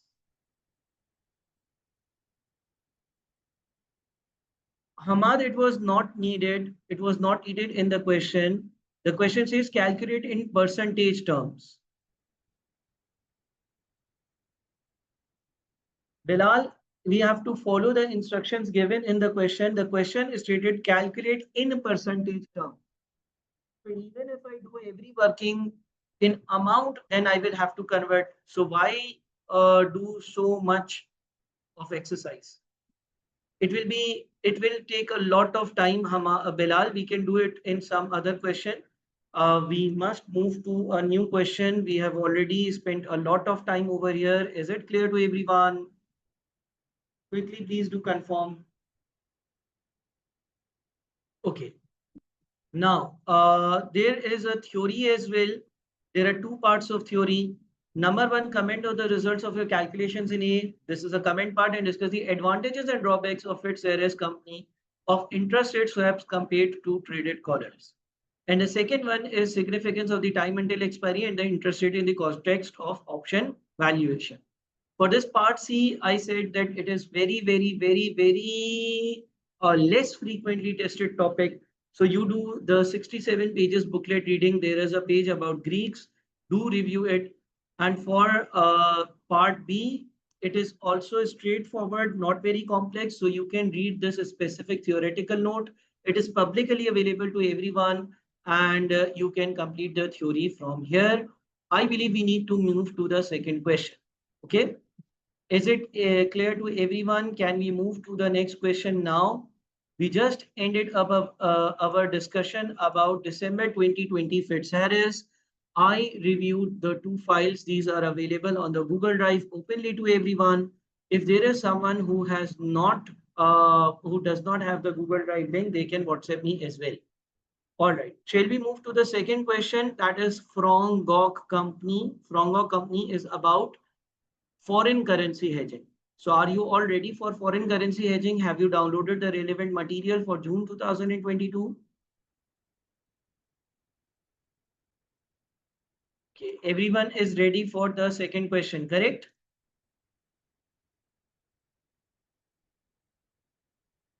All right. Again, you must download the most recent and updated spreadsheet Excel file. I have shared that spreadsheet or Excel file with all of you. Please do make sure that you have downloaded that specific Excel file. And we are going to discuss the second question. I hope you all are ready. I hope that the first question was very beneficial for everyone. Was it beneficial for everyone? All right, we will now be discussing the second question. Just give me a minute's time and we will move to the second question now. All right. So now this question from our company, very unique question. How many of you have already completed this question? This is not a normal currency hedging question. There was some new concept tested in this. How many of you have done this question? Have you guys completed this question previously? What's so unique about this question? Is there anything that you notice that is unique about this one? Anything that you noticed is unique or different about this question? The difference in this question is that I used to say that there are two methods. There are two methods to solve foreign currency hedging questions. Method number one is the usage of lock-in rate. Method number one is the usage of lock-in rate. Okay. In method number one, we use lock-in rate. In method number two, we leave the transaction address and we do buy now, sell later or sell now, buy later and calculate the relevant gain. So this question is a unique question. In this question, we are going to do both types of treatments. This is a very rarely tested concept, so you need to be very attentive. So let's start without wasting any time. Fronger Company is an American company with a centralized treasury department based in the US. However, Fronger Company's board is currently considering whether to establish additional treasury function in some or all of the other countries in which Fronger Company operates. This gives you a hint that there might be a theory about the treasury function somewhere in the question. Today's date is 1st of March. This is one of the very important informations in any hedging questions that you have, and that's the date for today. So today's date is 1st of March. Fronger Company's treasury team is currently looking at hedging a payment of euros 18,250,000 to a German supplier. Fronger Company is due to make payment on 1st of August. So what are the important informations in this paragraph? What are the important informations given in this paragraph? Number one, it tells us the date today. Number one, it tells that we have to make a payment. Number three, it tells us that the transaction date is 1st of August. Transaction date is how many months ahead? March, April, May, June, and July. 5 months. March, April, May, June, and July. 5 months. What is your local currency? Your local currency is dollars. Your local currency is dollars. Agreed. And in order to make payment, what will you do? Will you buy euros or sell euros? Will you buy euros or sell euros? What will you do? You will buy euros. So what are you worried about? You are worried that if euros become more expensive, if euros become more expensive, it will be difficult for you to buy euros. You will need to invest more US dollars. If the euros become expensive, if euros become expensive, I may have to pay more dollars to buy the same amount of euros. The following market data have been obtained. Exchange rates. Okay, now these exchange rates are for which particular date? These exchange rates are today's rates.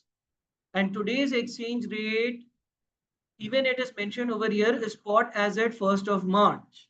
Spot as at 1st of March, 1.1483, 1.1497. And 5 months forward. What is a forward? Forward is a contract. You can enter into a forward contract. If you enter into a forward contract, the rate gets locked today. So 5 month forward contract means that on 1st of March, you make a deal with the bank that I will come to you after 5 months. And when I come to you after 5 months, we will exchange dollars into euros at XYZ mentioned rate. Now tell me, your local currency is US dollar. Your local currency is US dollar. You need to buy euros. You need to buy euros. If I enter into forward contract today, if I enter into a 5 months forward contract today, if I have a deal with the bank that I will come to you after 5 months and I will buy euros from you, which rate will bank offer you? Will it be 1.1528 or will it be 1.1544? And the reason behind it. How do we understand which rate we have to use? How have we decided that we a dealer will always take advantage? Excellent. The dealer will always take advantage. So I went to the dealer. I asked dealer that I want to buy €1.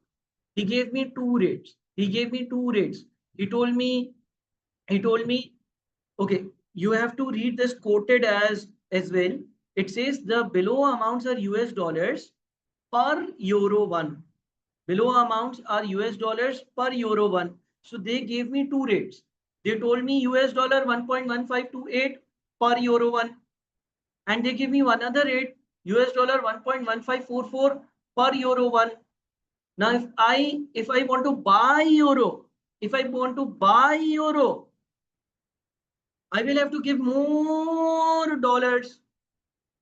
So if I go to the dealer and I tell him I want euros, I want euros, I want euros, I want euros, I want to buy euros, they will ask me for more dollars. More dollars means 1.1544. But if I go to the dealer and give him €1, he will give me less dollars. The dealer always take advantage. If I go and buy euros, for every €1, he will ask me for more dollars. If I go and sell euros and ask for dollars, he will give me less dollars for every €1. Are you all clear with this one? Is it 100% clear? So for our question, since we need to buy euros, if I go to the dealer, for every €1, he will ask me for more dollars. More dollars here means 1.1544. Okay, 1.1544 dollars per euro is more than $1.1528 per euro. If I go and buy euros, he will ask me for more dollars. Okay, currency futures, contract size is given in euros. What is the importance of contract size? Yes, you can do that as well. Okay, what is the importance of contract size over here? To calculate number of contracts. Okay, over here, contract size or contract currency, and the hedge currency are same. So in order to calculate number of contracts, it's simple. 18.25 million divided by 125,000. Agreed? Over here, things are simple. In order to calculate the number of contracts, you simply divide this by this. We will do another question today in which contract currency and the hedging currency are different from each other. And we will see in that case, how do we calculate number of contracts? Okay, prices quoted as US dollars per euro 1. September, September futures are given to us. September futures are given to us. Okay. September futures are given to us and only one type of future is given to us. So we will use this. All right. Currency options, contract size 125,000 euros, exercise price quoted as US dollars per euro 1. Premium is given as US cents per euro 1. $1 is 100 cents.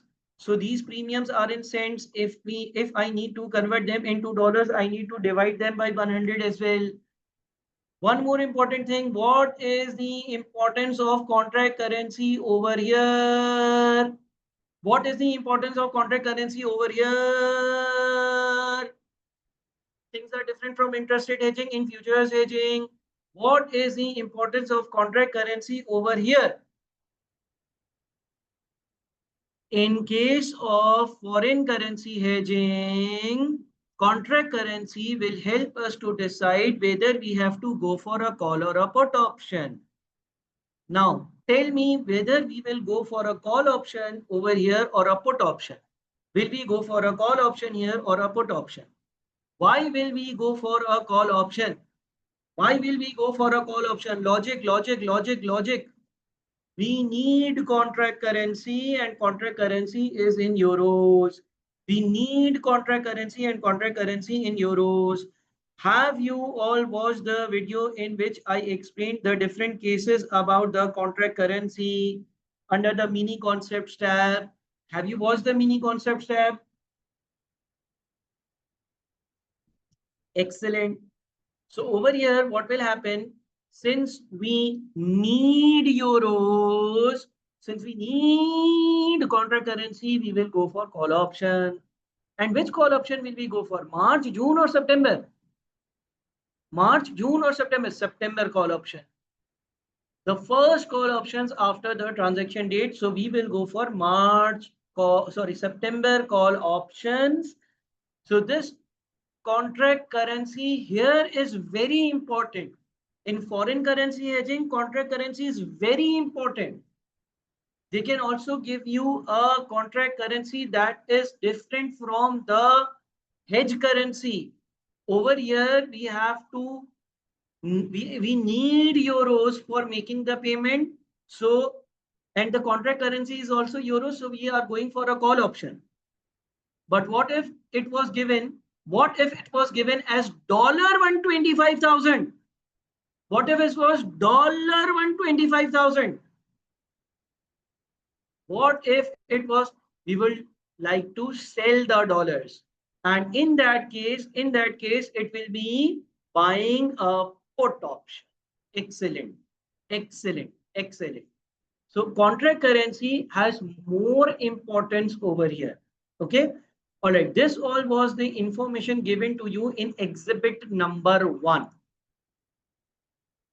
Now, moving forward, this information is for exhibit 2. This is not for exhibit number 1. This is for exhibit number 2. If you check the original question. Anyways, first let's read the requirement. The first requirement is recommend on financial grounds a hedging strategy for 18.25 million payment using the market data Available on 1st March, exhibit number 1, and assuming the options are exercised. Is there any importance of this? Is there any importance of this? What is the importance of this specific line? Will we do the comparison to let the option lapse? Will we compare the exercise price of the option with the spot rate? No. They are saying assume that you will exercise the option. Why are they saying this? Because in exhibit number 1, how do we do comparison? How do we do comparison? We compare the exercise price with the spot price. We compare the exercise price with the spot price. We compare the exercise price with the spot price. But in exhibit number 1, the spot price of the date of transaction was not given to us. Do you understand this? In order to decide, practically in order to decide whether to exercise the option contracts or let lapse, we do need a spot rate on the date of transaction. Coming back to exhibit number 1, are these two values, is this a spot rate? Is this a spot rate comparable with this exercise price? Yes or no? In order to decide whether the option will lapse or will we exercise the option, is it the correct method to compare this spot with this exercise price? Yes or no? No. Why no? Why no? Why no?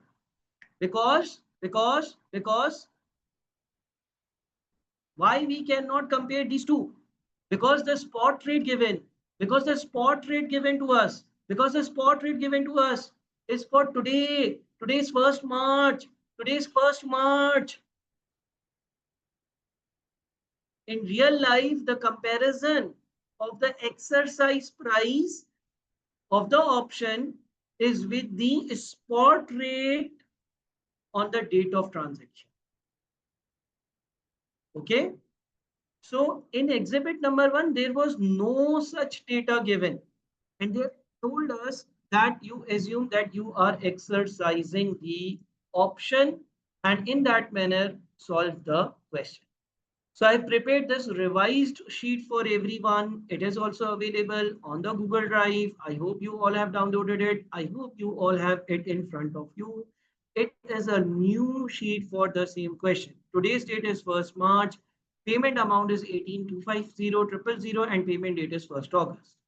We already discussed this forward. We already discussed the applicable rate. I've also mentioned the reason of selecting 1.1544 for the forward contracts in the bracket below. Is this clear to everyone?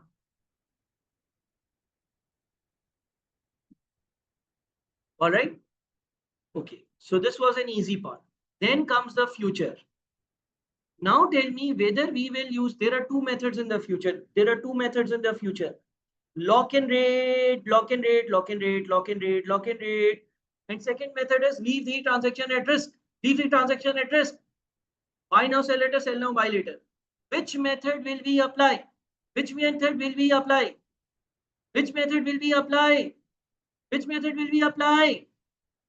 will apply lock-in rate.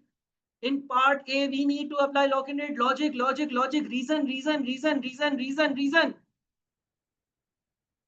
Why will we apply lock-in rate? Because for method number 2, to leave the transaction at risk and buy now, sell later, sell now, buy later, we need spot rate on the date of transaction. I repeat, there are two methods. Method number 1, leave the transaction at risk. Buy now, sell later, sell now, buy later, lock-in rate. Do you all know this? I made a separate video comparing the two methods. Number 1, lock-in rate is possible. Lock-in rate is used if you don't have information about the spot rate on the date of transaction. Have you all watched those videos? Do you all know what I am talking about? Do you have idea about what I am talking about? All right, excellent. Over here in exhibit number 1, we were given the spot rate on 1st of March. We were given the currency futures value. We were given details about options. This from below this line starts, say, the exhibit number 2. In your exam, there are different exhibits. If I look into exhibit number 1, if I look into exhibit number 1, I don't have the spot rate on the date of transaction. I have today's spot rate, but not on the date of transaction. That's why I will use the lock-in rate. First thing to do is to check the number of contracts. There can be under or over hedging. Over here, it was a perfect hedge. 18,250,000 divided by 125,000 gives you full 146 contracts.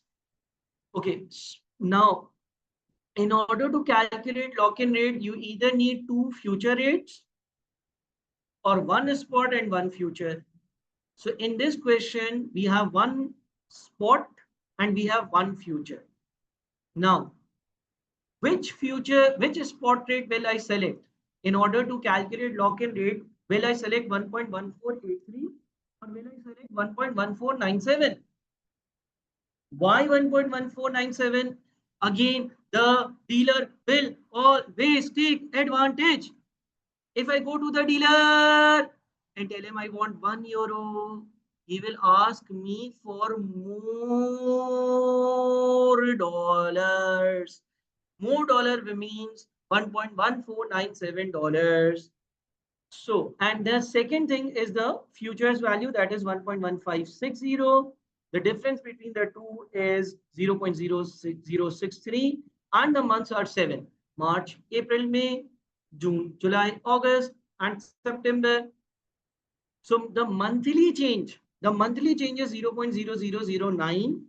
The monthly change is 0.0009. Today's rate is 1.1497. 30th September rate is 1.1560. Change is 0.0063 over a period of 7 months. So the monthly change is 0.0009. And then you can calculate the lock-in rate. Start with 1.1497 and add change 5 times. Why 5 times? Because our transaction date is 1st August. So March, April, May, June and July. Or otherwise, you can start from 1.1560 and come 2 steps backwards. That is, subtract 2 times the monthly change. Both are going to give you the same answer. And finally, number of contracts into contract size into lock-in rate. Is this clear to everyone? Over here for futures, we have used the lock-in rate. Why lock-in rate? Because we did not have the spot rate on the date of transaction. Again, this is done many times in the past paper videos, in the questions on the portal. Anyone with any confusion over here, please ask me. Sir, what if we have a spot rate in transaction also, which is what to do then? Spot rate on the date of transaction and the futures rate on the date of transaction are same in real world. Like if we are standing at 30th September, gold futures and gold spot rates will be same. Can we use mid spot rates? No, we cannot use mid spot rates. We use mid spot rates for netting. In reality,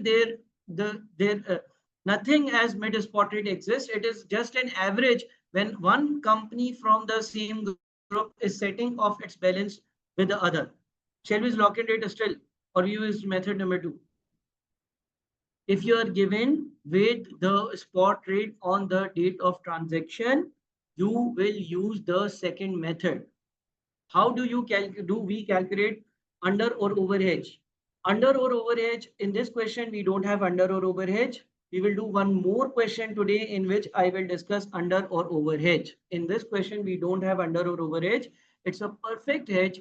because 146 contracts of 125,000 make 18.25 million. I said, still did not get when we decide to leave the transaction to lapse. When we are given with the spot rate on the date of transaction, what was the date of transaction, Helen? What was the date of transaction? Date of transaction is 1st of August. Are we given with the spot rate on date of transaction? Are we provided with spot rate on date of transaction? No, we are not given. That's why we cannot use second method.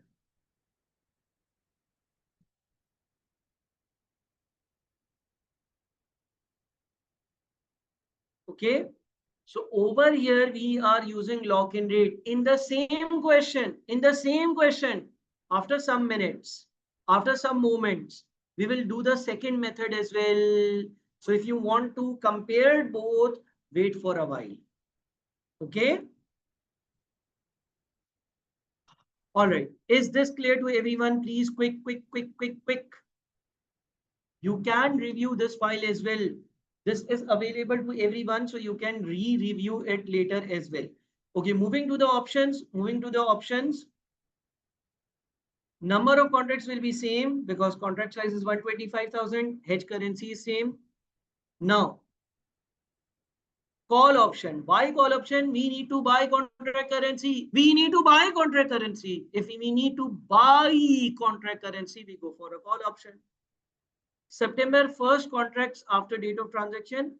And why are we not checking whether the option will lapse or whether we will continue with the option? Because the question stated that assume that you will exercise the option, and also for comparison we need a spot rate on the date of transaction.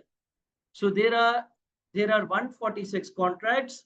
Each contract is of 125,000 euros, and the exercise price is 1.1540. Exercise price of 1.1540 means that for each euro, you need to pay $1.1540. So this is your dollar terms cost. This is the amount of premium that you have to pay at any cost. But why are you dividing the premium cost by 100? I am dividing it by 100 because it says that the premium is in US cents per euro.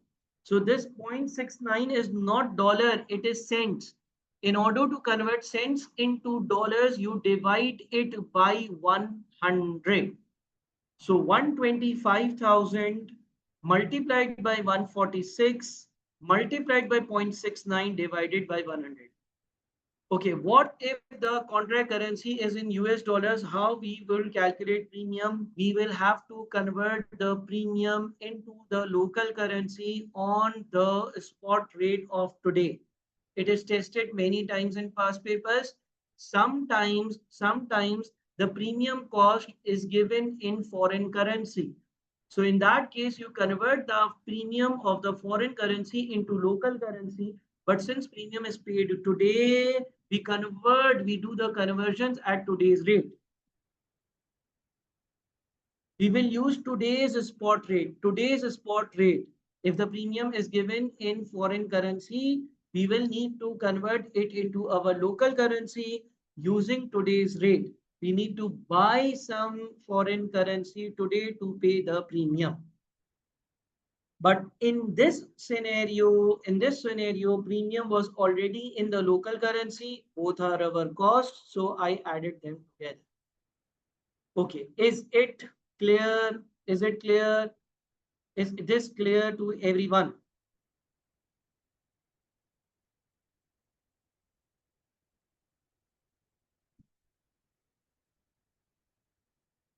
All right, excellent. Now we have to move to the other method. Okay, we did part A. We just did part A. Oh, 0.69 is cents.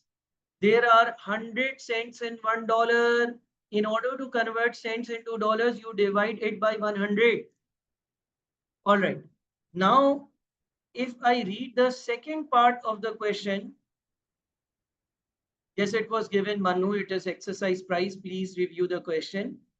Second part was evaluate the impact on the results of using the three hedging instruments being considered if the rates and future prices are as per scenarios 1 and 2 on 1st August. So now comes this information. Are you all with me? Manu, this exercise price is given in the question. This exercise price, this conversion rate under the options is given. All right, now be very attentive. It says the treasury team has also been asked to consider two scenarios for what the exchange rates could be on 1st August. Why is it saying could be? Why is it saying could be?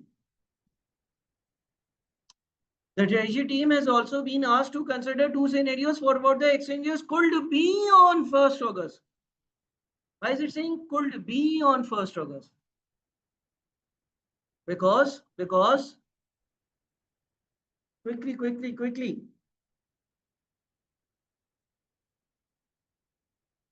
We are right now on 1st of March. We are standing on 1st of March. On 1st of March, I cannot say what will happen on 1st August. But they are saying, assume that this will happen. Assume that exchange rate will be X, Y, Z. Okay?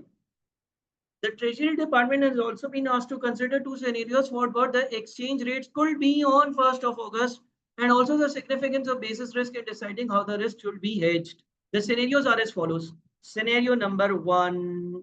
Scenario number one. It says that on 1st March, assume that on 1st August, the spot rates will be this. Now what will you do? Okay. How many products are we discussing? Forward, forward, future, and options. Correct? We are discussing three products: forward, future, and options. If on 1st August, 5-month forward contracts value are these. Tell me, if I am hedging using a forward contract today, what rate will be applicable? Is it 1.1565 or 1.1581?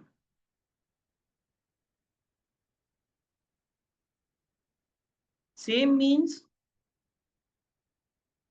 okay, Helen says 1.1581.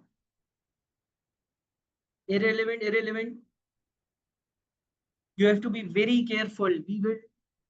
We listen.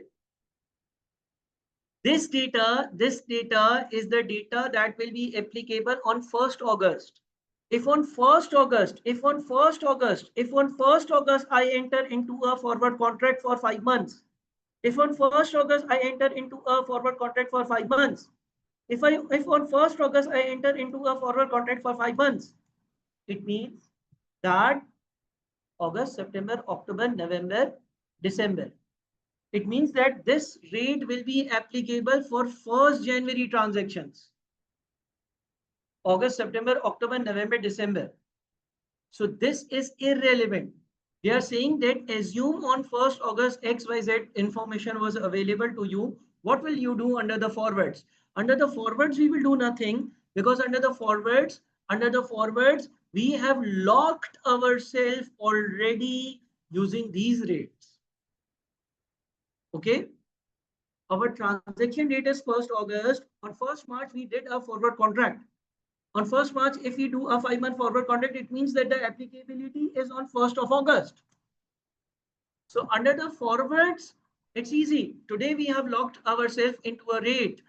We will do nothing as per the forward contracts, because a rate of 5 months forward on 1st August means that its applicability starts 5 months from 1st of August. Is it clear to everyone? So under forward contracts, there is nothing that needs to be done. Okay. Second thing. Second thing, they are saying that assume that on 1st August, the future contract's price was 1.1522. Now, will we use method number 1, that is lock-in rate, or will we use method number 2, leave the transaction at risk, buy now, sell later, sell now, buy later? What will we do? What will we do now? Method number 2, because method number 2 is applicable when we are given the spot rates on the date of transaction. Method number 2 is applicable when we are given spot rates on the date of transaction. If a spot rate on the date of transaction is given to us, what we actually do is we leave the transaction at risk. We do the actual conversion at the actual rate and we make gain on future exchange trading. Okay. So let's come to the spreadsheet file that I have made for you. Now, scenario number 1. For scenario number 1, for forwards, I have mentioned the results of the forward contract will be the same. 5 months forward rate on 1st of August is not relevant as that will relate to a contract maturing on 1st January. This we already discussed, correct? Now, for futures, will we apply buy now, sell later or sell now, buy later? Who can guide me? Who can tell me? Listen, what will we do on 1st of March? If you are hedging using the future contracts, your future contracts are contract size euro 125,000, prices quoted as US dollars per euro 1, and the September futures were valued at 1.1560. What were you worried with? What was your worry? You were worried that euros will become expensive or cheap. You were worried that euros will become expensive or cheap. You were worried that euros will become expensive. Someone from the futures market told you that you can lock yourself at this rate, which means that for every euro, you need to pay $1.1560. For every euro, you need to pay $1.1560. For every 1 euro, you need to pay this much dollars. So will I buy futures or sell futures?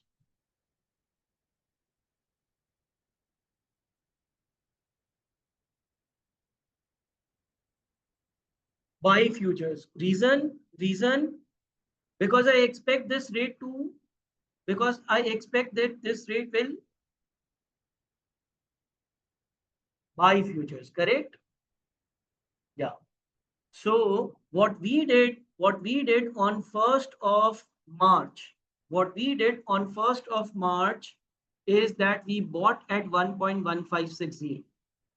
We bought futures, we bought futures at 1.1560. What was our expectation? What was our expectation? That the rate will further, increase, that the euros will become further expensive. This was our expectation. This was our expectation. We expected that euros will become further expensive. And if euros will become further expensive, let's buy at 1.1560 and later we will make a gain by selling them at a higher rate. But what actually happened as per scenario 1? As per scenario 1, the 1st August value of currency futures. What is the value? 1.1552.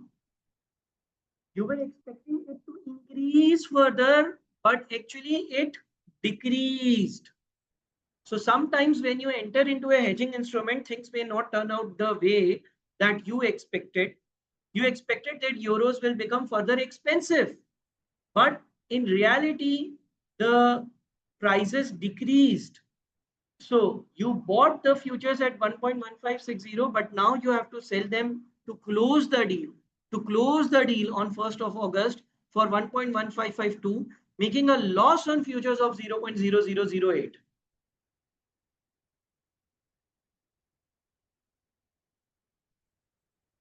What is 1.1542? Where did 1.1542 come from, Bilal? Oh my God, you are still on lock-in rate. Bilal, there are two methods to solve a currency hedging question. Lock-in rate is method number one.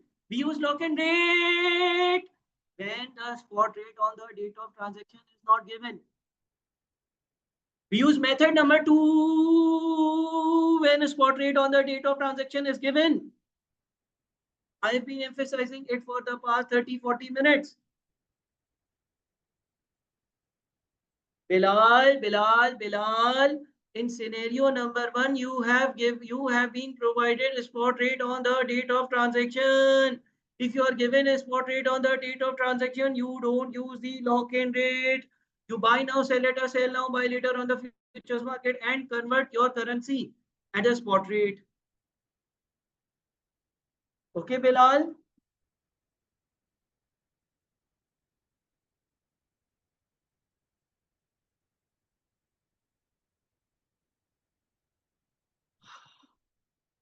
Okay, Bilal, have you watched the video under the important live sessions in which I discussed both the methods?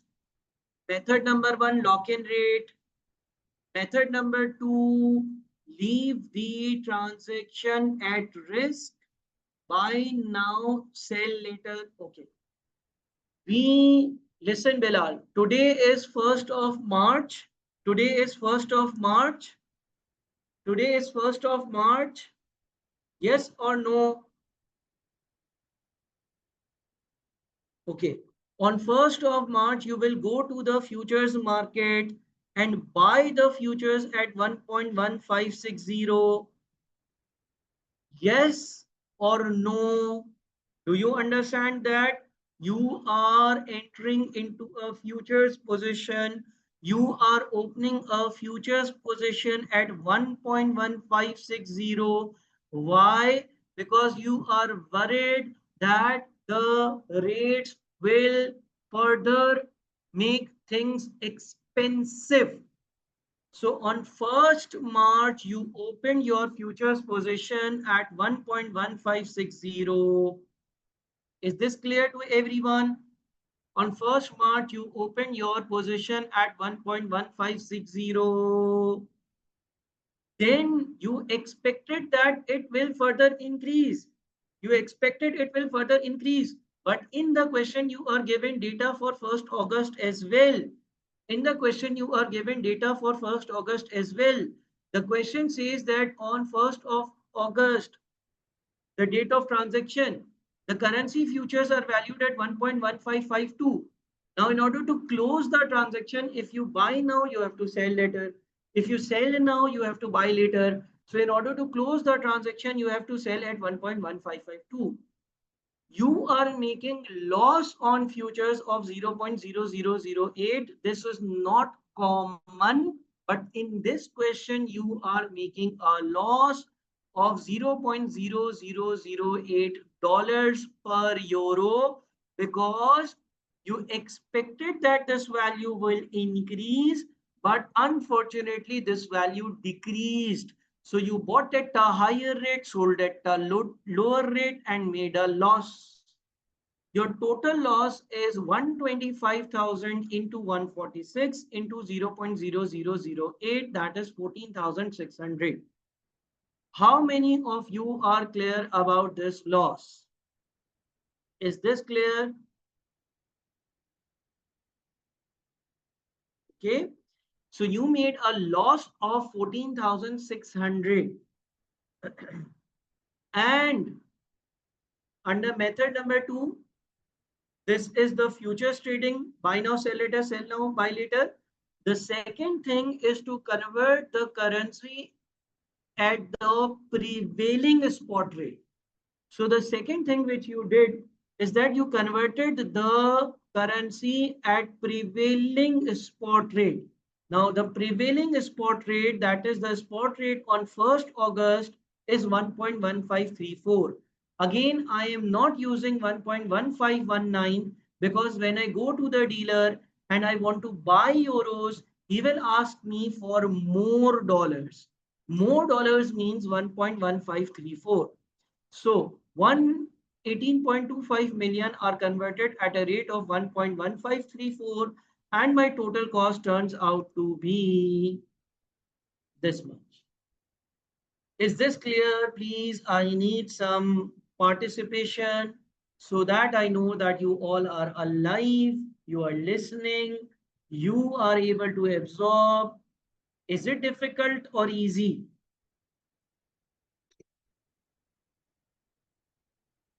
Easy or difficult?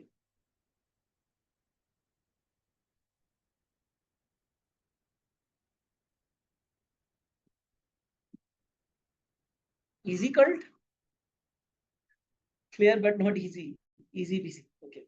All right. So when you are given the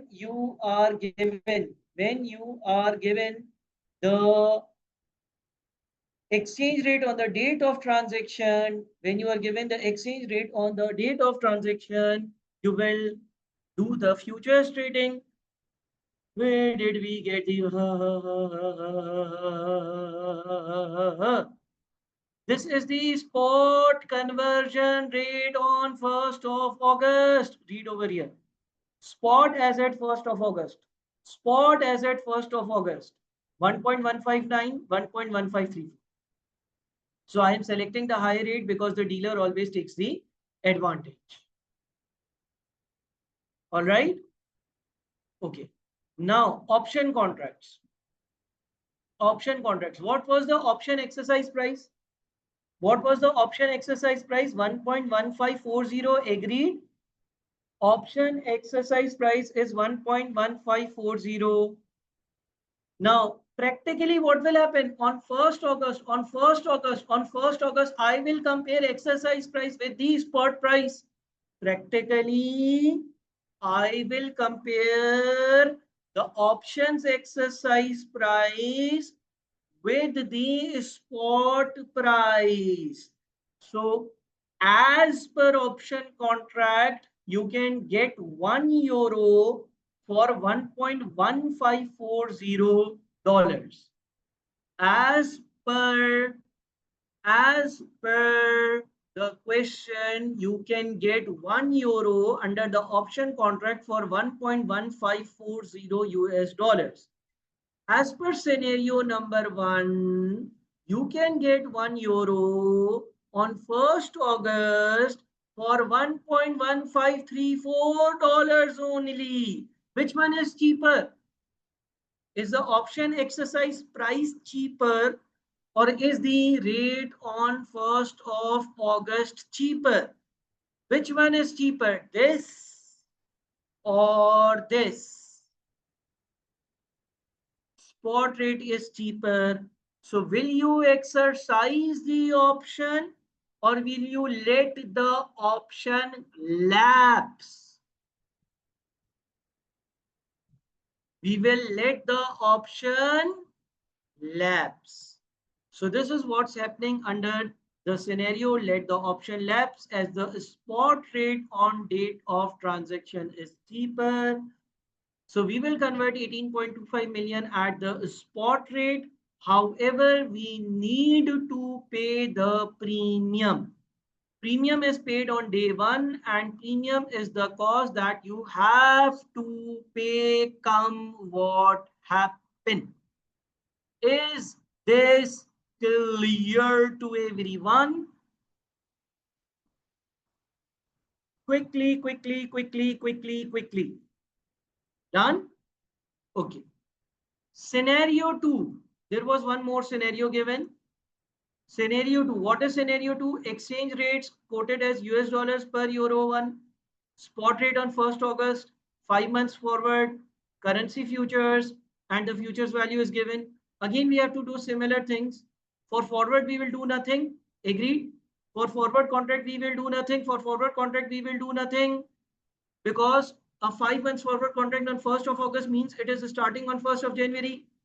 Forward contract, we will do nothing. Forward contract calculations will remain same. Agreed, agreed, agreed. Yes or no, yes or no, yes or no. Please tell. Okay. For futures, this value is same. This value is same. Buy at 1.1560 on 1st of March. Sell value is different. Okay, let's absorb this question first and let's discuss the different cases. There can be thousand or million different cases. We will discuss them later. All right. You convert the premium at the spot rate. There are million past papers, but let's focus over here first. Okay. Is this clear that now you are buying at 1.1560, 1563? Over here, the scenario 2 futures rate is more, so you are making a gain of 0.0003 and the total gain is 54745. Is this clear? 5475. Is this clear? Same thing. Just the question changed the value of the currency futures. In scenario number 2, currency futures rate was 1.1563. So we are buying at a lower rate, selling at a higher rate, making a gain, and that gain is converted into a total amount. Is this clear to everyone? Quickly.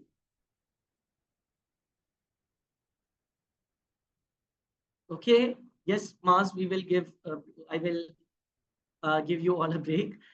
Okay. So this is our total cost. Now this time we need to subtract the gain. Don't add it because gain reduces your cost. So your total cost stands at 210,71450. Is this clear to everyone? Quickly.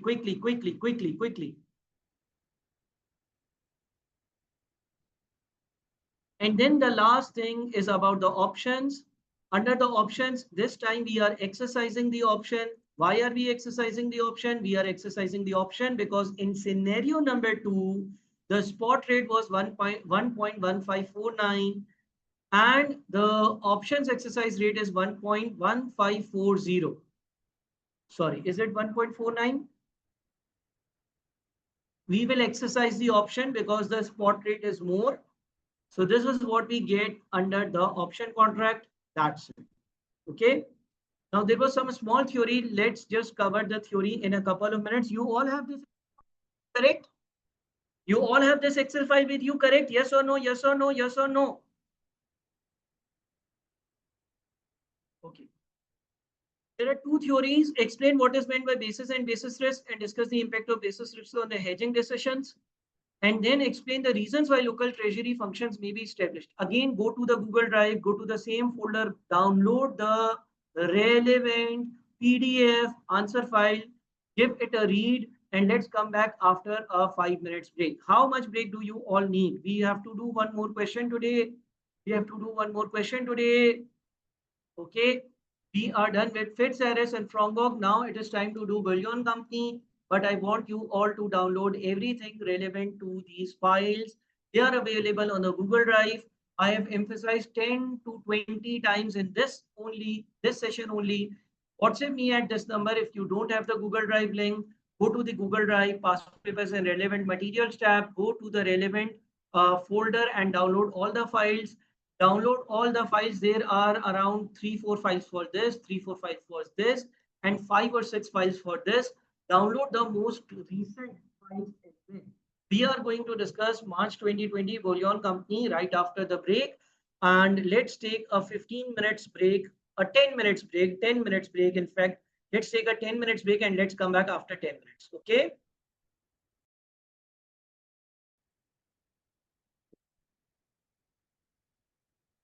Is my voice audible to everyone? Are you all ready? Can we start with the next question?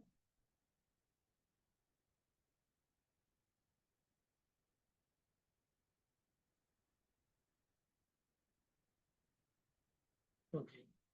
So our next target is Bullion Company. And we are now going to start with it and try to get done with this one as early as possible. We have already discussed 2 questions. So this is our third question.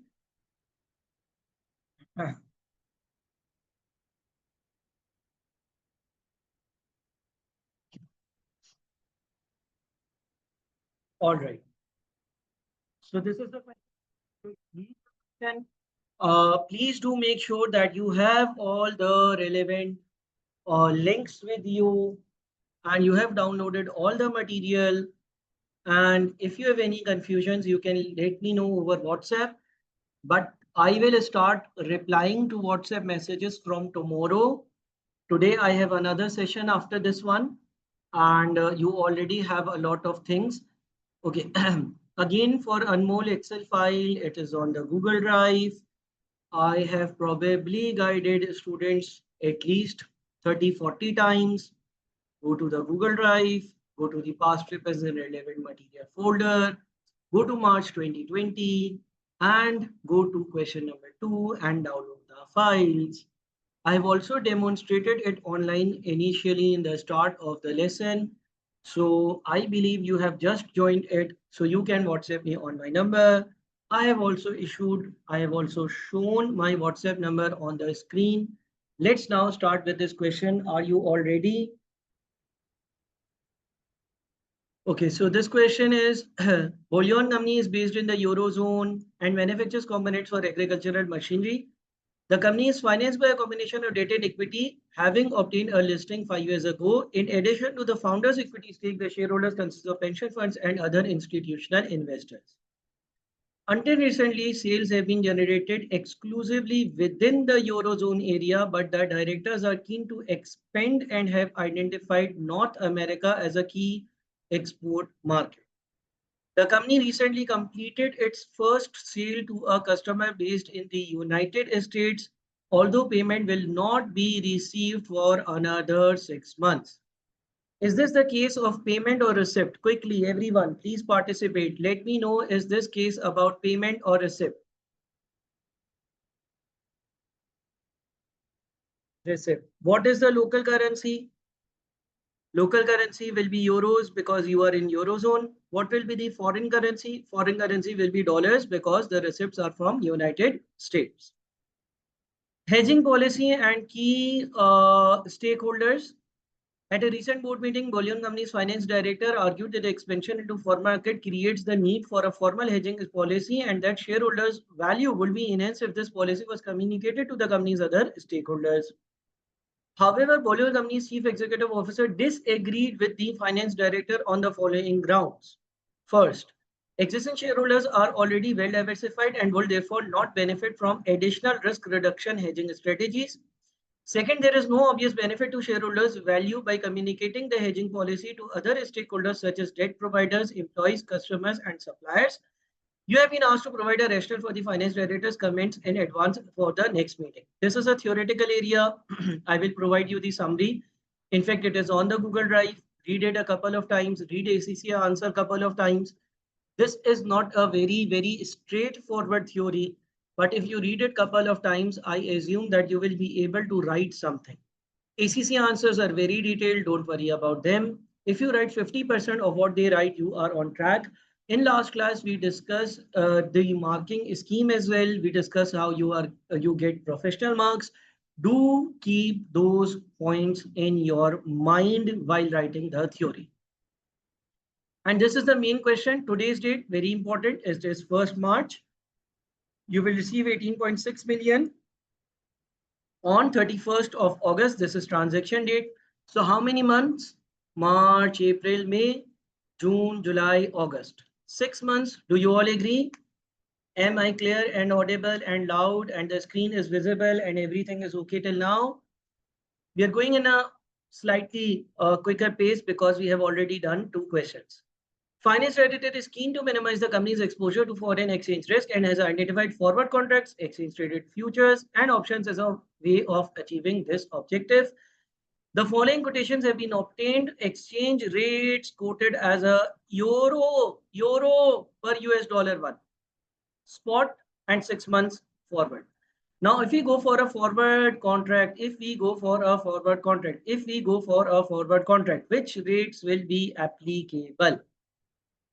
if we go for a forward contract, which rate will be applicable? What will be the rate at which we will be conducting the transaction? Tell me, please. Will it be 0.8729 or will it be 0.8744 with logic? With logic. The the main principle that you have to always remember is that the dealer will always take advantage. The dealer will always take advantage. The dealer will always take advantage. The dealer will always take advantage. And then see this. Then see this. Euro per US dollar one. Euro per US dollar one. Euro per US dollar one, which means that the mentioned amounts are in euros. Which means that the mentioned amount are in euros. The mentioned amount are in euros for every $1. You are receiving 18.6 million from a customer. You are receiving 18.6 million from a customer. You will go with this amount to the dealer and tell him, take this 18.6 million dollars and give me euros. For every $1, will he give me more euros or less euros? For every $1, will he give me more or less? He will give me less euros. So why are you doing a mistake again and again? Why don't you just go ahead with the same story? Dealer will always take advantage. Dealer will always take advantage. Dealer will always take advantage. If I go to the dealer, if I give him dollars, he will give me euros. The rate is given as euros per dollars. It is not dollars per euros. It is euros per dollars. It is not dollars per euros. Euro per dollar means the amounts given are euros for every $1. So every $1, dealer will give me less euros. Okay. If I go for a forward contract, for every $1, I will receive 0.8729 euros. For every $1, I will receive 0.8729 euros. Is this clear to everyone? Dealer will always take advantage. If I give him dollars and ask for euros, he will give me less euros. Okay. All right. Currency futures contract size euro 200,000. Exercise price quoted as US dollars per euro one. Okay. Someone has a query. We receive dollar. We go to the detail to convert it. Yes. Now over here, one more difficulty, one more complex case. The amount that needs to be hedged is in dollars. The amount that needs to be hedged is in dollars, but the contract currency is in euros. Can I directly calculate the number of contracts? Can it be 18.6 million divided by 200,000? No, no, no, no, no, no, no, no, no. Can it be 18.6 million divided by 200,000 euros? No, no, no, no, no. Both the currencies must match. In the last question, it was a direct division because the amount that was to be hedged and the amount of contract currency were same. Over here, we need to first find the lock-in rate, then find the equivalent dollars, then calculate the number of contracts. So do keep this in mind again. Is there any importance of contract currency? Yes, it tells us whether for calculation of number of contracts, will we do a direct division or will we convert first and then divide it? Then exercise prices are given to you March, June and September. What is the transaction date? 31st of August. In order to calculate the lock-in rate, can I use these two values? Yes, you can. If you are given with multiple future values of more than 1 month, you can use one value before the transaction, one value after the transaction and apply the same concepts of lock-in rate. Will we apply lock-in rate here? We are given the spot rate. Will we apply lock-in rate? We were given the spot rate. Will we apply the lock-in rate? Will we apply lock-in rate or the other method? Will we apply lock-in rate or the other method that we just did? Wow, Yasir says method number 2. Why other method? Oh.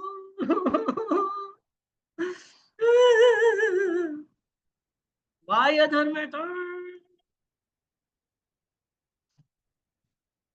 We will use lock-in rate. For the other method, we need a spot on the date of transaction.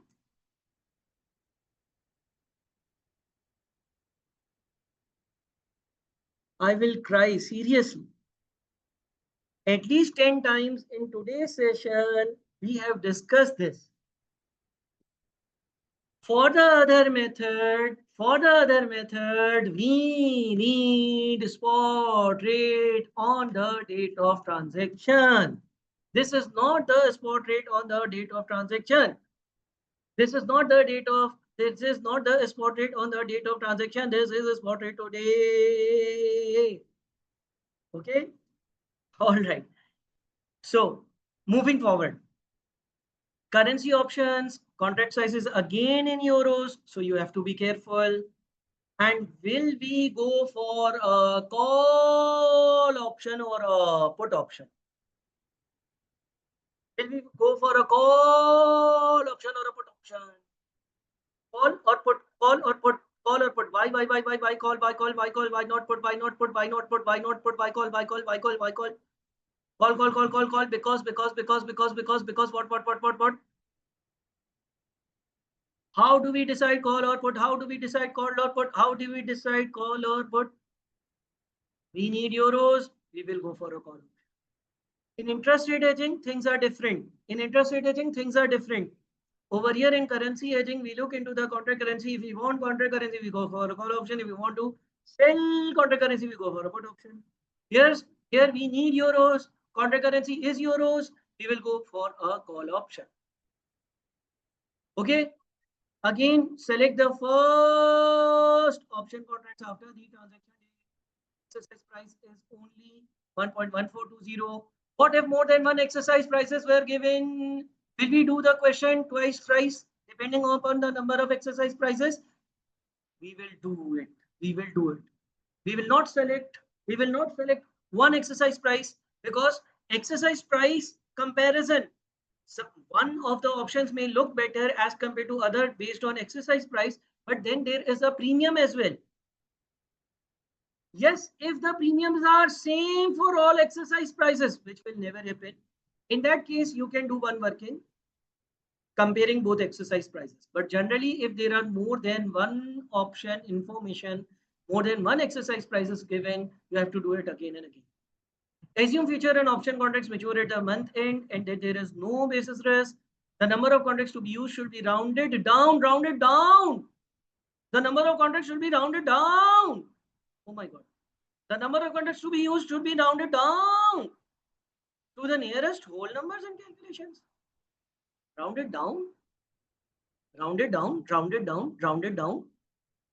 What if number of contracts is 18.9? How many contracts will I take? What if number of contracts is 18.9? Will I take 19 or 18? But 19 is closer, isn't it? The question is saying you will always round down, round down. Again, something is stated specifically in the question. But if it was not stated, if this was not stated, if rounded down was not stated, and you come up with 18.9, you will go for 19. Okay. In case of 19, it will be an over hedging. In case of 18, it will be an under hedging. Over here, the question wants you to go for an under hedge. Okay. There are two cases, under hedged, over hedged. There are two cases, under hedging, over hedging. Over here, the question has stated that if the number of contracts is even 18.99999, 18.98, 18.8, 18.7, 18.65, anything happens, you round down, round down. Okay. So do I have to be very careful by reading the question? Yes, you have to be very careful. Maybe in your attempt, the examiner says that the contract needs to be rounded up. So even if you are getting 18.1, you will go to 19 contracts and there will be over hedging, and then the over hedged amount will be converted into local currency. Okay. And if nothing is mentioned, we will go for round up or round down depending upon whether we are getting 18.5 or more than it. If it is 18.5 or more than 18.5, we will go for 19. If it is 18.4, 18.3, 18.2, 18.1, we will round down. But over here, it is very clear that you have to round down whatever happens. Okay. So I believe if you miss this, you miss few marks. You miss the calculations of underaging. So 2 marks probably you will lose. If the full amount cannot be hedged using an exact number of future or option contract, the balance is hedged using the forward market. If it is 18.5 and you have to round down, you will go for 18. Okay, now in real life, if there is any under hedged amount, how is it converted? What do you think? In real life, spot. Excellent. But over here, since we do not have information about the actual spot rate on the date of transaction, the question is giving us a command that do this. Okay. Zara, no, in case of nothing is mentioned, 19. 18.5 is upward rounded always mathematically. Okay, margin information. I believe we did discuss slightly some slight case about margin a couple of classes back. Was it yesterday or was it last week? I don't actually remember, but we discussed something initial margin and everything. Was it yesterday or 1 week back? Last week. Okay. We will now apply it again. Okay, once the position was open, okay, let's discuss it a while later, but we are going to do it. Okay, over here we have explained the rationale for the policy. I will give you the theory handout. Please do read it a couple of times. This is my major concern. This is the thing that I have to solve, and this is what I have to explain today, which is mark to market concept. So there are two things effectively we are doing, but we will be in a slightly more pace because I have one more session ahead.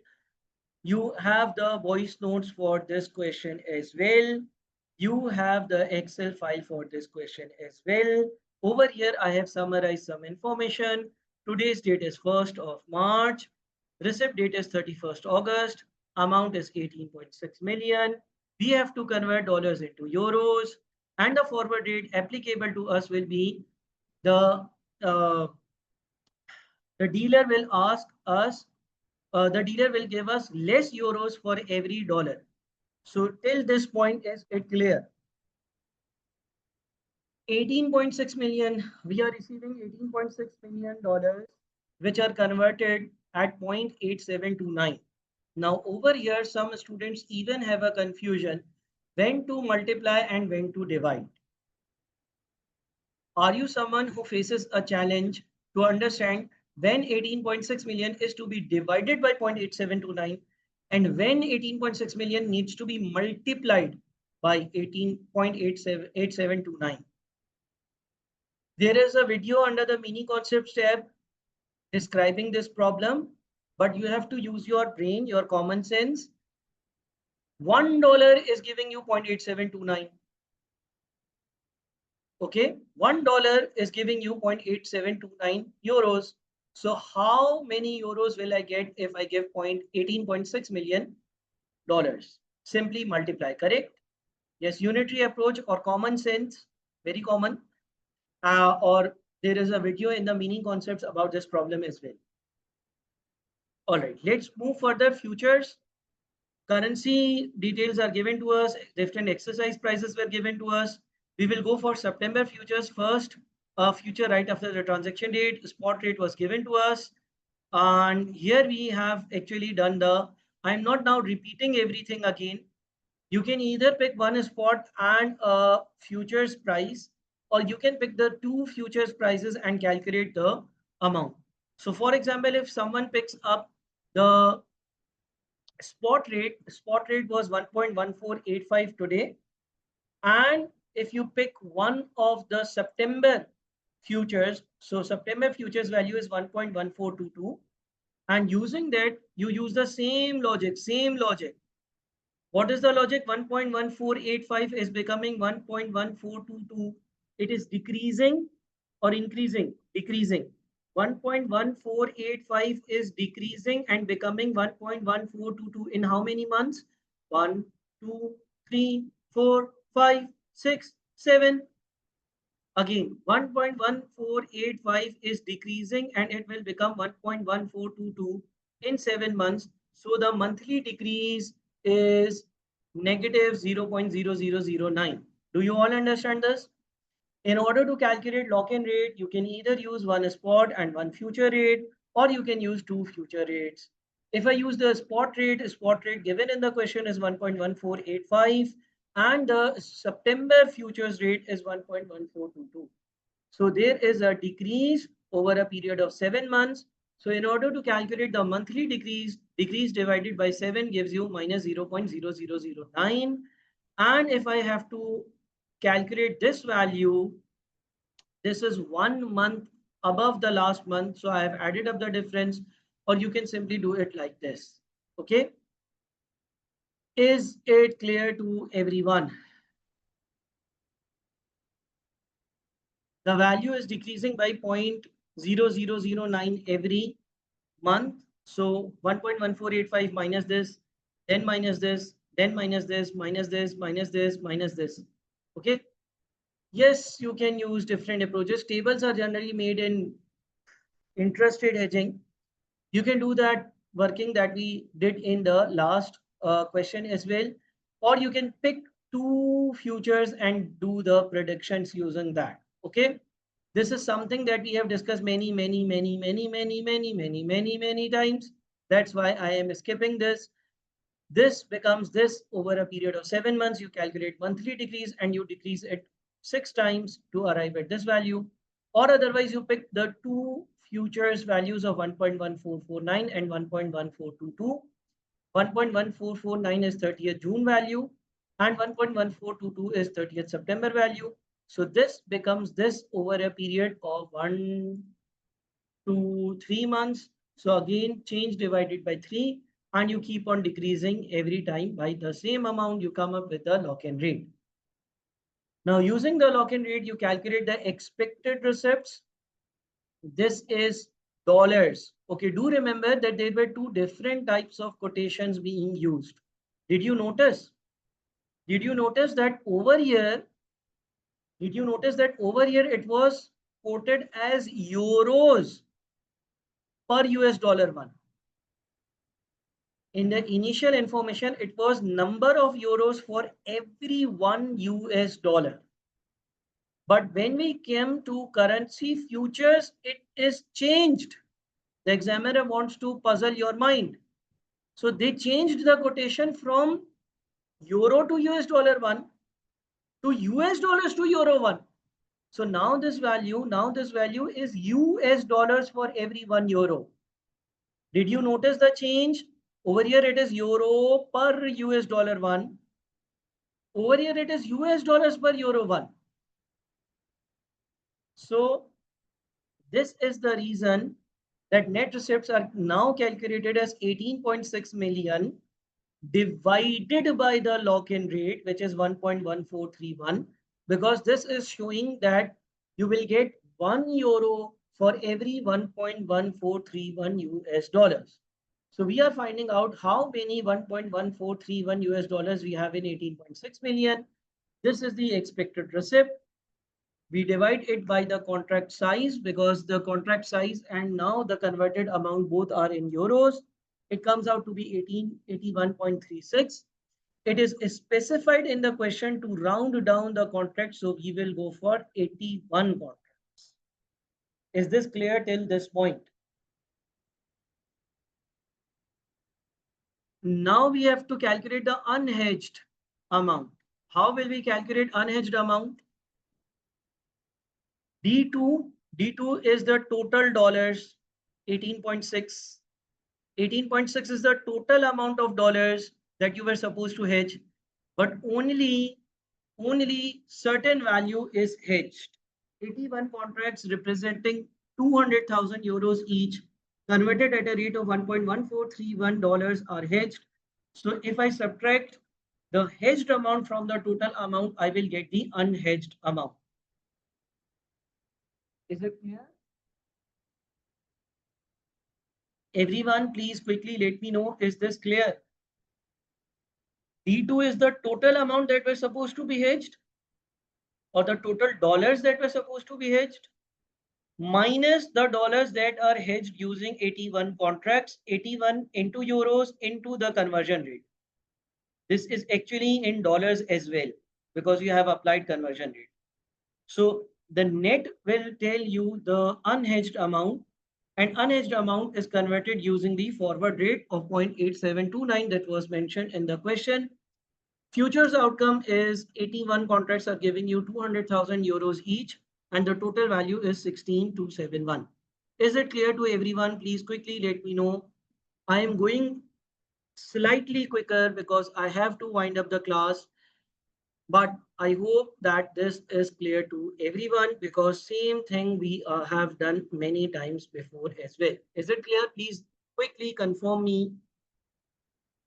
All good till now? All good till this point of time? Quickly, kindly confirm me. All right. Okay, then comes the options. We will go for September's, the first after the transaction. Call, because we need contract currency. Number of contracts are again same. Unhedged amount is calculated in the same manner. Total amount minus the amount that is hedged. Unhedged amount is converted using the forwards.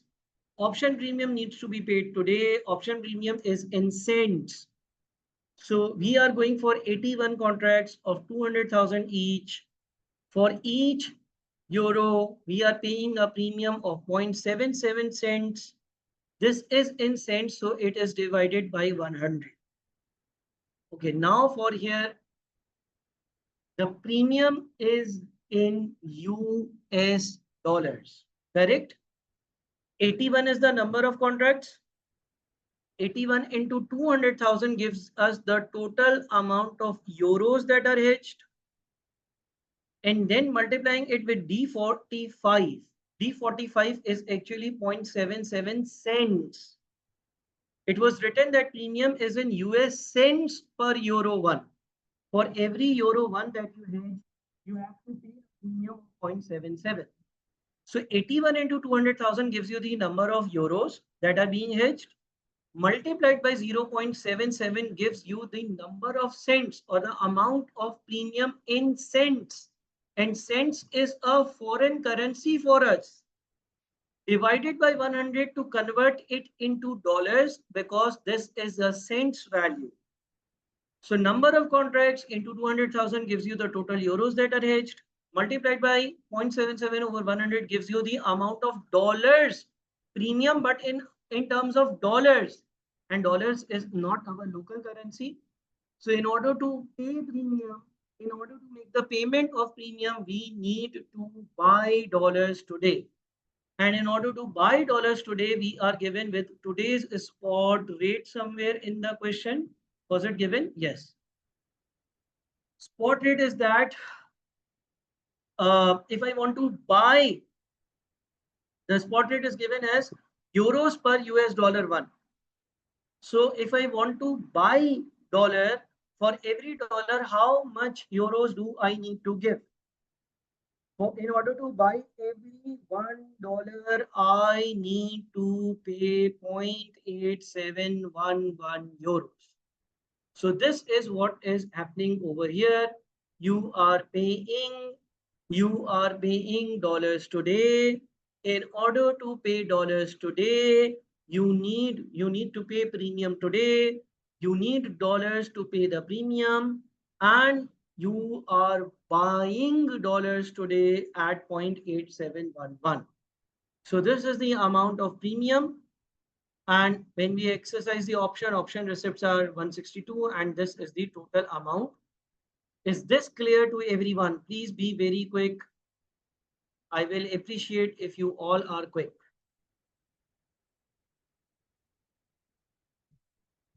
Kindly, please. There are a lot of participants. Okay, you can reread it a couple of times. How do you get the unhedged amount? Peter, let me show you the unhedged amount. Peter, what is the total amount that was supposed to be hedged? Total amount is 18.6 million that I need to hedge, correct? Total amount is 18.6 million that I have to hedge. I am hedging 81 contracts. I'm going for 81 contracts. Every contract is of 200,000 euros and each euro is of 1.142. So technically D52, that is the number of contracts multiplied by 200,000 gives us the euros that are hedged. And in order to calculate the equivalent dollars that are being hedged, we multiply it by 1.14. So total amount minus amount hedged. Total amount minus the amount that is hedged gives us the unhedged amount. Clear, Peter? Total amount is D2 minus the hedged amount. Hedged amount is number of contracts into 200,000 gives us the amount of euros that are hedged multiplied by 1.142 because these are the dollars per euro that are being hedged. Okay, now there was some theory, we can skip that, but we have to move to the last part about the margin information. Now, in one of the live classes, I discussed margin. Margin is a security deposit. Margin is adjustable. Margin is a nominal charge that you pay today. We discussed the concept of margin that it is like a token money. Okay. So let's discuss this part now. Once the position is open, the euro future contracts outlined above will be marked to market daily. Marked to market daily on daily basis means that the values are adjusted if there is a gain or a loss, and you have to deposit any differential amount. The terms of the contract require bullion company to deposit an initial margin of $3,500 per contract with the clearing house. Do you all remember this? We did it in one of the previous questions as well. Okay, so we have to deposit a margin of 3,500 for every one single contract we are going for. And how many contract are we going for in this particular question? 81, correct? And what is this initial margin? It is a sort of a security deposit that I will not run away. In case of futures, if I commit someone that I will come after 6 months and we will do this transaction at this rate, they may ask me for a guarantee. So initial margin is sort of a security deposit. It is adjustable. If there is a gain, they refund it to me. If there is a loss, they adjust from this amount. And this concept was discussed in a more detail 1 week back. Assume the maintenance margin is equivalent to the initial margin. What does this mean? Initial margin is the margin or the amount that we deposit today. Initial margin is the amount that you have to deposit today. Maintenance margin is the least possible, the most minimum amount your account balance must have. So when you are entering into the future contract, you have to deposit an initial margin. Initial margin can be more than maintenance margin, but it cannot be less than maintenance margin. Initial margin means the amount of margin that you deposited initially. It can be more than maintenance margin, but it cannot be less than maintenance margin. Maintenance margin is the minimum amount that you must have. Initial margin is something that you deposit initially. Maintenance margin is the lowest possible level. So it can be less than initial margin, but it cannot be more than initial margin. Do you all agree?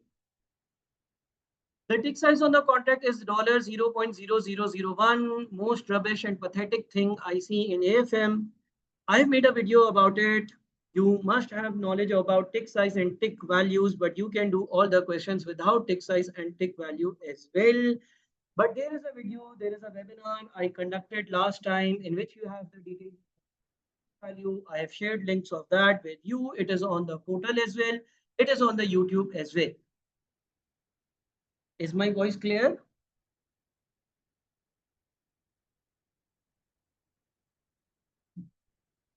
Okay. Your manager is concerned about the impact on an open future position on cash flows and asks you to calculate and explain the impact of the following hypothetical changes in the closing settlement prices in the first 3 days. Okay, you open your position, and then there are some rates of 1st March, 2nd March and 3rd March given to you. Now, what happened is that initially you bought the September futures at a rate of what? At a rate of what?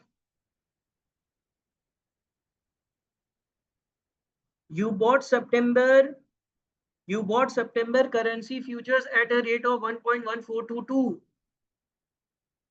Okay, what were you supposed to do? What were you supposed to do? You were supposed to convert US dollars into euros.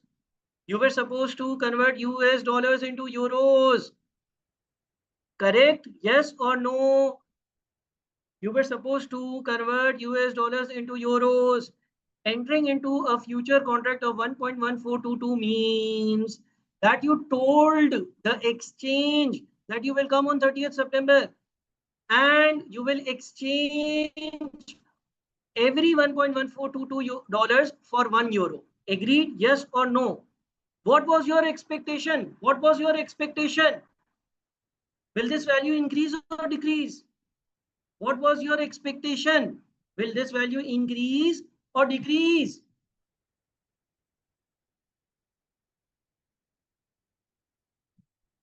Listen, for you can get 1 euro for 1.1422. You entered into a futures contract because your expectation was that euros will become cheap or expensive. Euros will become expensive. It may become more difficult to buy a euro. Correct? For example, $2 is equals to 1 euro, $3 is equals to 1 euro, $4 is equals to 1 euro.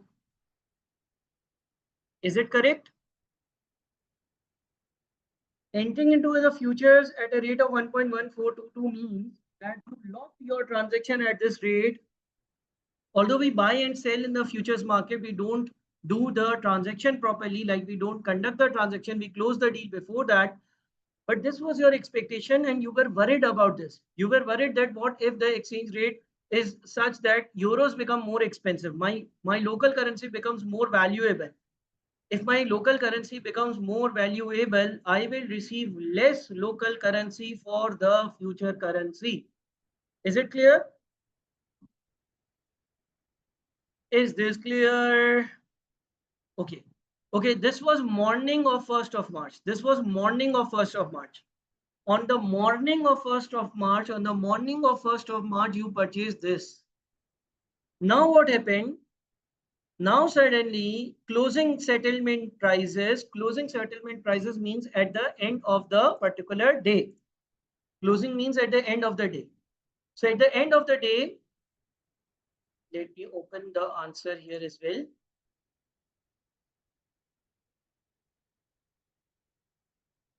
At the end of the day, what happened?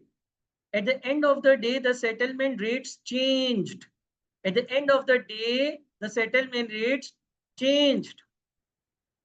Yes or no? Okay. Now the settlement rates are different.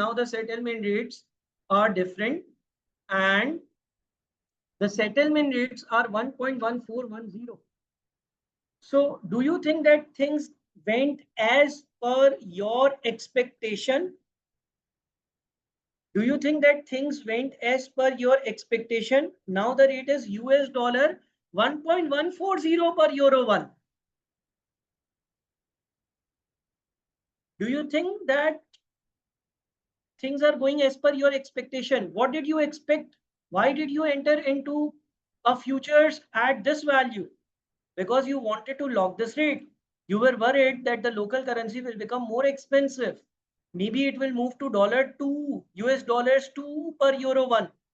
But actually the rate decreased. Are you able to get my point? At morning, 1 euro was equivalent to $1.1422. You locked your position. You told the exchange, okay, deal done. I will come to you. I will come to you on 30th September and exchange my dollars into euros at this rate. I entered into this deal because I thought that this rate will even increase further. But actually what happened? The rates decreased. So tell me, let's think of it like this. Tell me you went to the market at morning, you entered into above deal. One of your friends went to the market at evening and entered into the same deal. Who is at a more beneficial position? You or your friend? Your friend has locked a rate of 1.1410. Your friend has locked a rate of US dollar 1.10 per euro 1. Your friend must be more happy because he locked a rate in which he has to give less dollars for every 1 euro. Okay. And tell me, are your chances of running away from the exchange increasing or decreasing? I mean, if I know that I am making an unrealized loss, I may not go to the exchange on 30th September. And that's why the exchange wants me to deposit an initial margin. So now come to this point. Initial margin and maintenance margin are same and they are $3,500 into 81, that is 283,500. This you deposit when you enter into the deal. Then at the end of the first day, you made a loss. Okay, now they have calculated loss in terms of ticks, but let me make things more simpler. I don't like ticks. Here, you started deal over here. Okay, at the end of 1st March, the new rate is 1.141. So the loss is 0.0012, although unrealized loss, but it is a loss, correct? You entered into a deal to exchange $1.1422 for every 1 euro. Your friend entered into it. Let's assume your friend entered into a deal at evening at a rate of exchange of 1.141 US dollars for every euro. So you will feel that the rates of the futures have changed and they are not moving in your favor. So the loss or the change in rate is 0.0012 per euro. The change in the dollar rate is 0.0012 per euro. Do you understand this?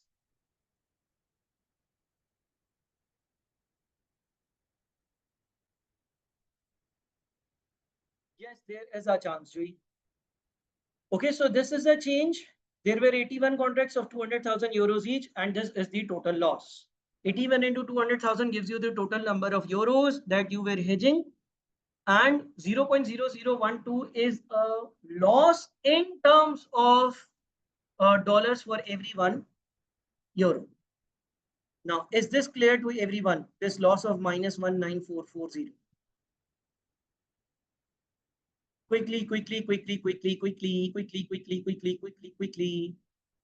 Now you are standing at 1.1410. You will have to deposit this amount with the dealer to maintain the maintenance margin at 100%. A loss means your margin has decreased to 83,500 less 19440. So you have to add up the amount of the loss. You gave variation margin of 19440. Variation margin is the deposit to reach again to the maintenance margin. Then there is a gain, and then there is a gain again. You can see this working. This working is comparatively easier. You can see that the value again changed. This time it increased by 0.008. The value again changed. This time it increased by 0.008. So there was a total increase. And as per ACC answer, they have mentioned in order to reduce the counterparty risk, bullion company deposits the initial margin of 283,500 with the clearing house. When the future position is opened. Future position is opened means when you bought the futures. The notional profit or loss at each day's closing settlement price is added to or subtracted from the margin account. Why they are saying notional profit or loss? Because it is unrealized. in strategic business reporting or financial reporting, this type of loss or gain is known as unrealized. Do you understand unrealized gain, unrealized loss? Okay, because we have not actually sold it, we have not actually exercised it, but there are losses. Okay, going further, if the margin account balance falls below the level of maintenance margin, bullion company is required to deposit the additional funds to top up the margin account. Bullion company makes a notional loss at the end of the first year and will therefore pay a variation margin to return the margin account to the level of the specified maintenance margin. Since bullion company makes a notional profit on the subsequent 2 days, the amount of the margin account will be greater and then the specified maintenance margin and no variation margin is required. The profit on each day of those days may be withdrawn in cash. If your amount goes above maintenance margin, you can ask the exchange to give you the cash back. Okay.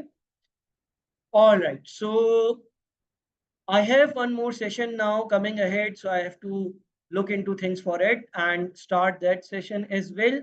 I hope you found today's class as beneficial as yesterday's session. Now, what you have to do is that you have to be very active and complete all the content, all the things from the portal, the 50 questions list, and follow all the instructions. Do revise everything. Do revise everything that we have done in the last 2 days. Okay, please advise if practicing the last 5 papers only will be sufficient since it's limited. Time is available in my job commitments. Okay, you can do that, but 50 questions list is a preferred thing. Thank you, Sir Taha. Thank you so very much. This is very valuable and clear. Thank you so much. Sir, when can we do corporate reconstruction? Okay, we can do someday later. I believe hedging is a very important area. You must not have any confusions in hedging. That's why I discussed this area. We will discuss it.